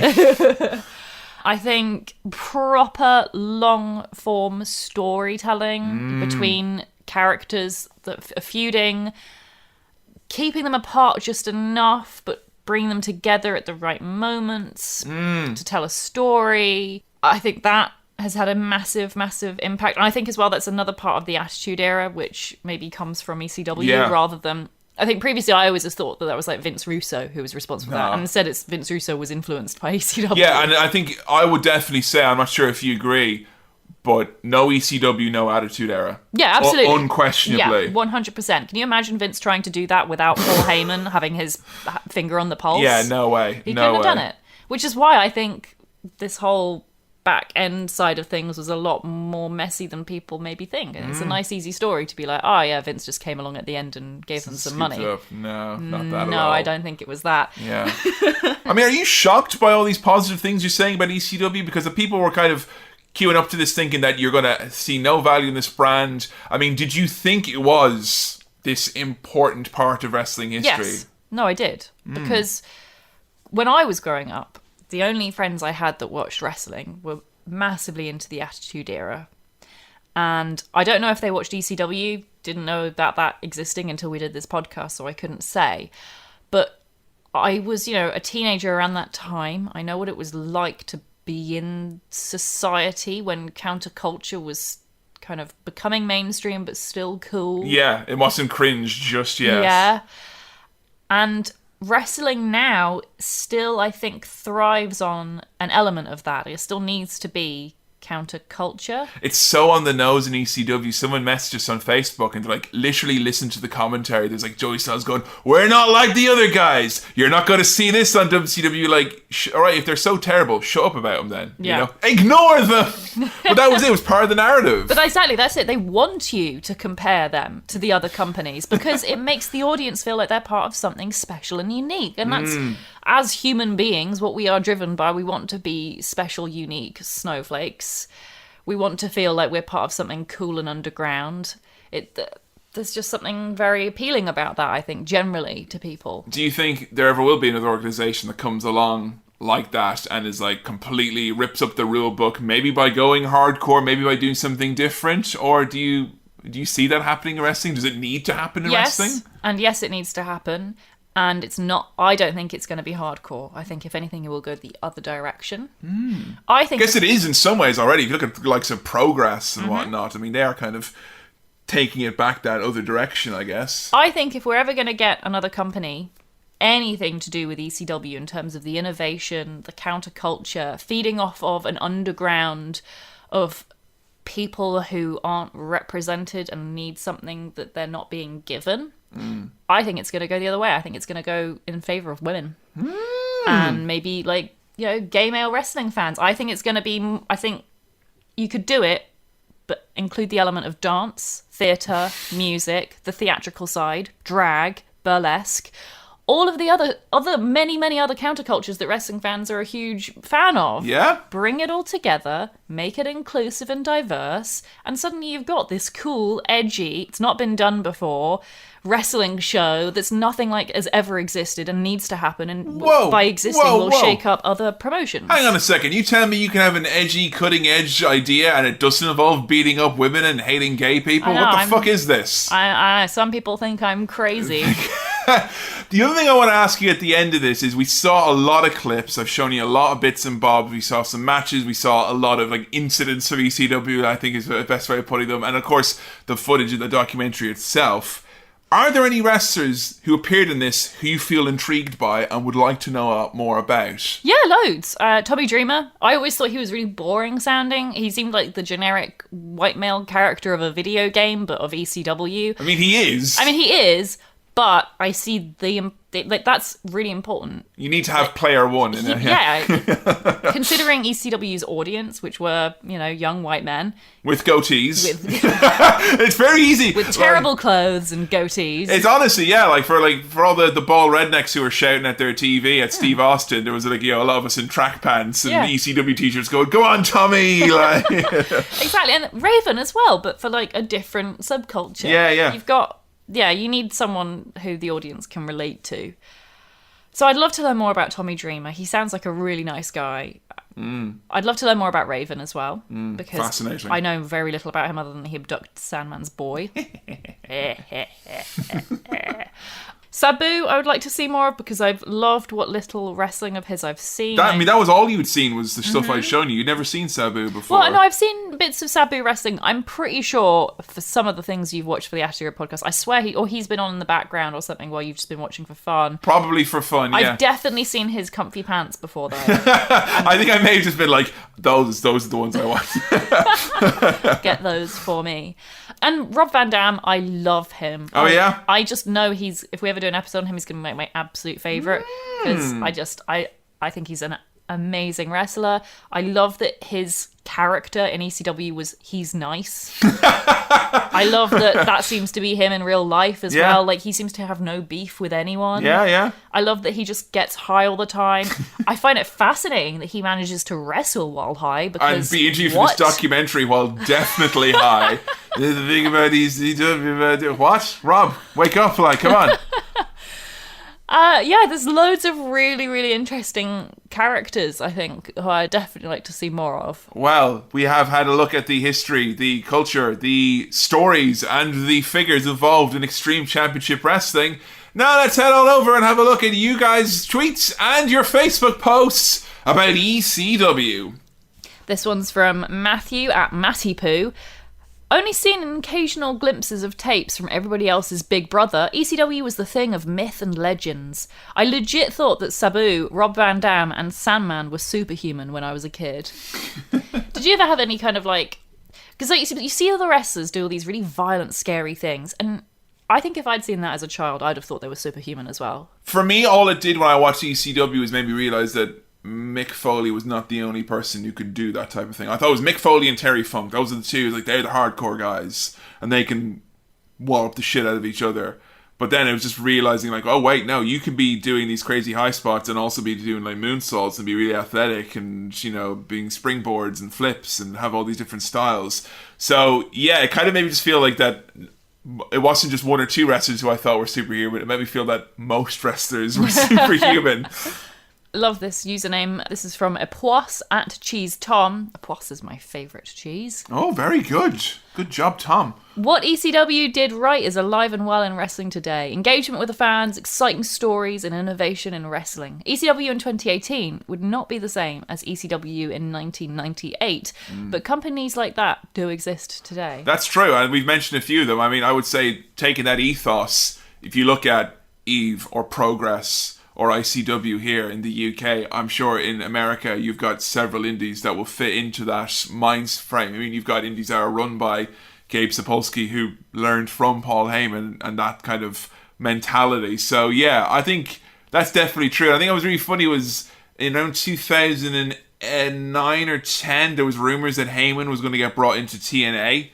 And everyone's like, oh, he's going to make it ECW and make it hardcore. And everyone's like, are you going to bring back, like, you know, Raven and the Dudleys and all that? And he's Idiots. like, the one thing he said about it, he goes, if I was brought in, and that's if I was brought in, the first thing I would do is if you're over the age of 40, I'd cut your fucking head off. And I was like, oh, shit. So, like, it's not about what was good. For him, it's about what's new, what's fresh, and what's young. That's what I don't understand. There seems to be a lot of ECW fans. They miss the point. They totally miss the point. They're marks to the, what's the phrase? Jabroni marks without a life, like taking the mark too I don't know. They work themselves into a shoe. There we go. Exactly. But missing the point. ECW isn't about just the extreme violence. If you think that, you've fallen for their branding.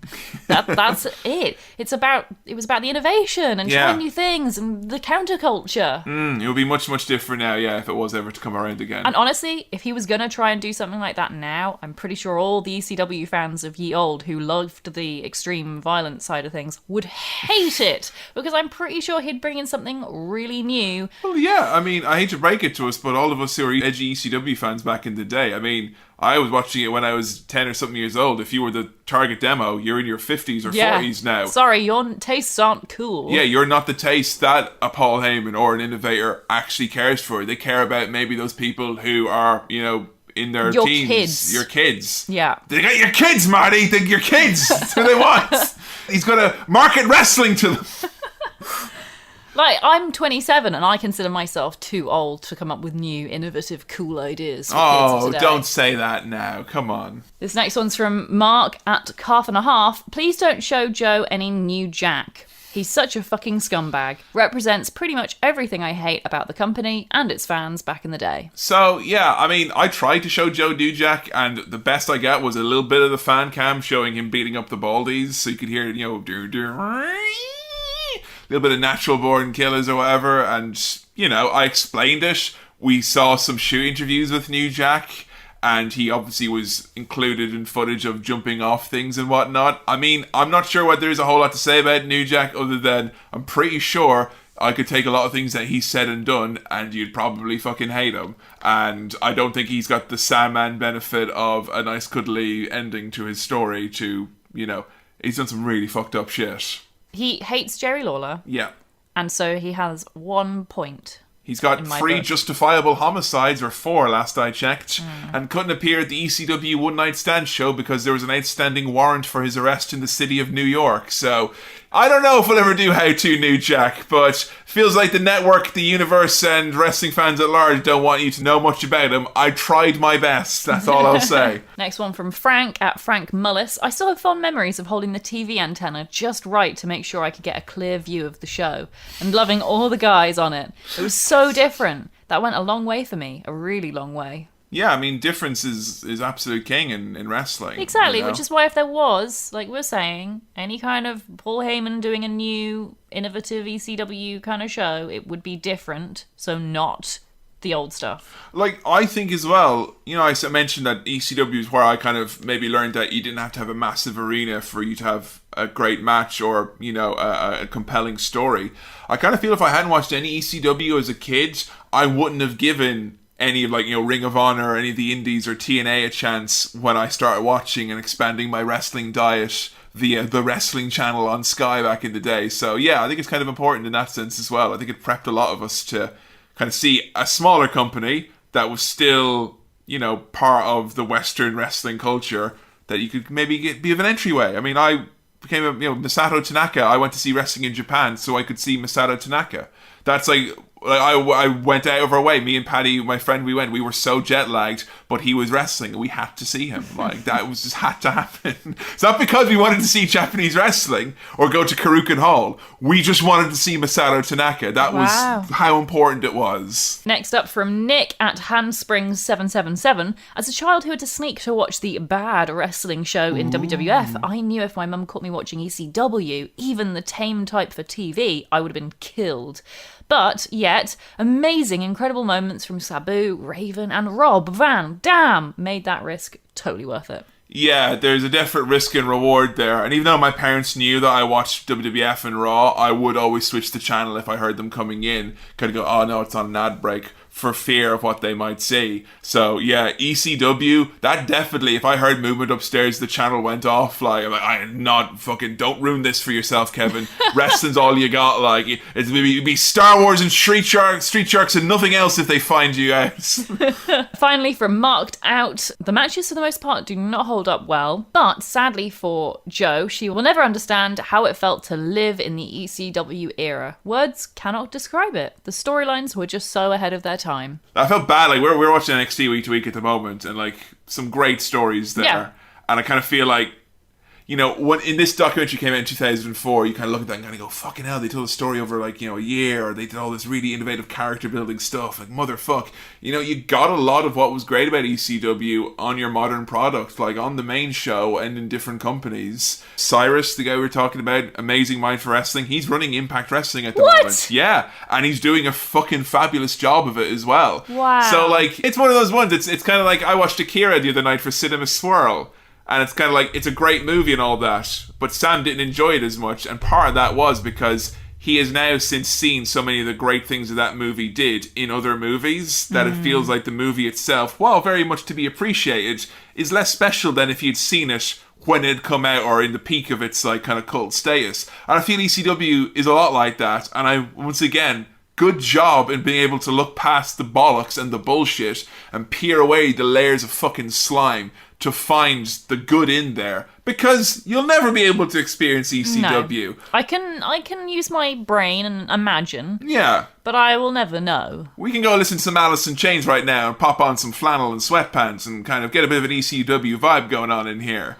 But yeah, it kind of... Also, I'm not a white man aged 10 to 35. You got a goatee, for haven't even got sake. A goatee or a black wrestling t-shirt. So it's not really for me. Yeah. I'm an outsider looking in. But there definitely is a lot to appreciate about ECW, and hopefully this has been an education for you and for some new fans, and maybe a reevaluation for some of us old fans. I feel a lot better about ECW now. I used to feel really guilty and weird about it the last few years. I mean, you should. It is still weird and creepy, and there's a lot of shit things they did. Yes, but my racist uncle said a lot of very important things as well in between all the slurs that he did, and we should appreciate that that he's dead. You gotta take the bad with the good. You can't cherry pick it. No, don't defend ECW unnecessarily, but don't make out that it didn't do anything important. Much like Vince Russo, you can't ignore the contributions of ECW to the wrestling business. Oh, they're not going to like that. No. Them. Whoever they are. I don't know. Who are they? The people who won't like that. Oh, they certainly won't like that. I'll tell you what they will like though, Joe. Our next episode, which is going to be a very, very exciting one, and one about a current wrestler and one of your all-time faves. Do you want to let the people know what's coming up next after ECW? Oh, I'm a bit excited, Kevin. It feels like we're going to the zoo. Oh, Kevin Owens. It's going to be Kevin Owens. Ah, I think I'm going to do an episode about me. Yep. Kevin Owens, formerly known as Kevin Steen, the horrible bully and Shania Twain advocate who has been messing up everyone's life on the main WWE show for the past few years. Joe was fortunate enough to see his debut on NXT and has followed his career all the way through since then, but we're going to go back in time, back to the days when a young boy from Montreal started doing 450 splashes and been told that his body shape meant that we would never get to see him on mainstream television. It's going to be a study in character, perseverance, and French Canada when we look at Kevin Steen, aka Kevin Owens, for how to Kevin Owens. Now, this is obviously someone who Joe knows a lot about, has an appreciation of, so maybe we should peel back some layers and go back into the past and some of the great storylines that have helped form Kevin Owens being one of the most important wrestlers of the current era. He's been involved, I think, in two of my all-time favourite storylines. His feud with Sami Zayn, one of the best. Yeah. And his friendship and feud with Chris Jericho, again, I think that was a very formative part of me being a wrestling fan, I feel. Oh man, this is great stuff, because what I want to do, because you are a fan and you know a lot about him, I want you to curate some of your favourite Kevin Owens moments from his NXT debut until current time, so you can help out those people who were like you a few years ago, who are coming into this completely unawares and maybe want a little bit of homework and a backdrop to know about Kevin Owens. I'll handle Kevin Steen, you'll handle Kevin Owens, but we want, of course, as always, your match recommendations, your promos, your stories, and your opinions about Montreal's favourite son and Chris Jericho's least favourite human being. Use the hashtag #HowToKevinOwens. And as always, if you are listening on iTunes, SoundCloud, or on Stitcher Radio, thank you so much for tuning into another episode of How To Wrestling. And if you want to help out this show immeasurably, you can do so by letting a friend know about How To Wrestling and maybe introducing someone in your life into the world of sports, entertainment, and wrestling. And the next episode, Kevin Owens, I think that's going to be a great entry point for new fans. He, honestly, is such a huge part of why I'm a wrestling fan today. And he's all over the show. And he's all over the show right now. He's been consistently a fantastic wrestler for 20 years. Yeah. He's got a long legacy behind him. It's fantastic. I'm so excited to do this. Oh, it's going to be good. And hey, if you want to help out How To Wrestling, support us, and come and see us live, you can on the 15th of September in King's Place in London, England. Kevin and Jo, that's me and you, we're going to be taken to the stage to have our second ever live show. Those who came along last year to hear all about silly gimmicks were blown away, and we've been invited back to the London Podcast Festival along with the Attitude Era podcast as the only wrestling podcast on the bill, so you can come along and see us talk about wrestling's greatest love stories. We're going to have an absolutely fabulous time. Tickets are available now for £9.50 from the kingsplace.co.uk website. You get a discount if you buy multiple tickets, so you can come see us, see Seth Rollins double duty Kevin Mahan here pull up the whole festival on his back before his knee gives out, and do double duty with the Attitude Era podcast, and then you can go see maybe the likes of, maybe Plumbing the Death Star or Paul F. Tompkins and Schmanners as well. So there is a pretty much an elite level of podcasting is going to be there. You get a discount if you buy 3 tickets. There's a whole bill of events all available to check out on kingsplace.co.uk, or check out the hashtag London Podcast Festival. We can't wait to see all of you there. We got to meet all of our lovely fans last year and had such a lovely time, and we're going to have a Q&A there as well live, and a chance to hang out with everyone afterwards. We'll sign things, take pictures, whatever you want, we'll be there. We hope to see you there as well. Until next time, when we're going to be talking about the prize fighter Kevin Owens, it's going to be a goodbye from me, Kevin. And a goodbye from me, Jo. And we'll see you next time on How To Wrestling. See ya!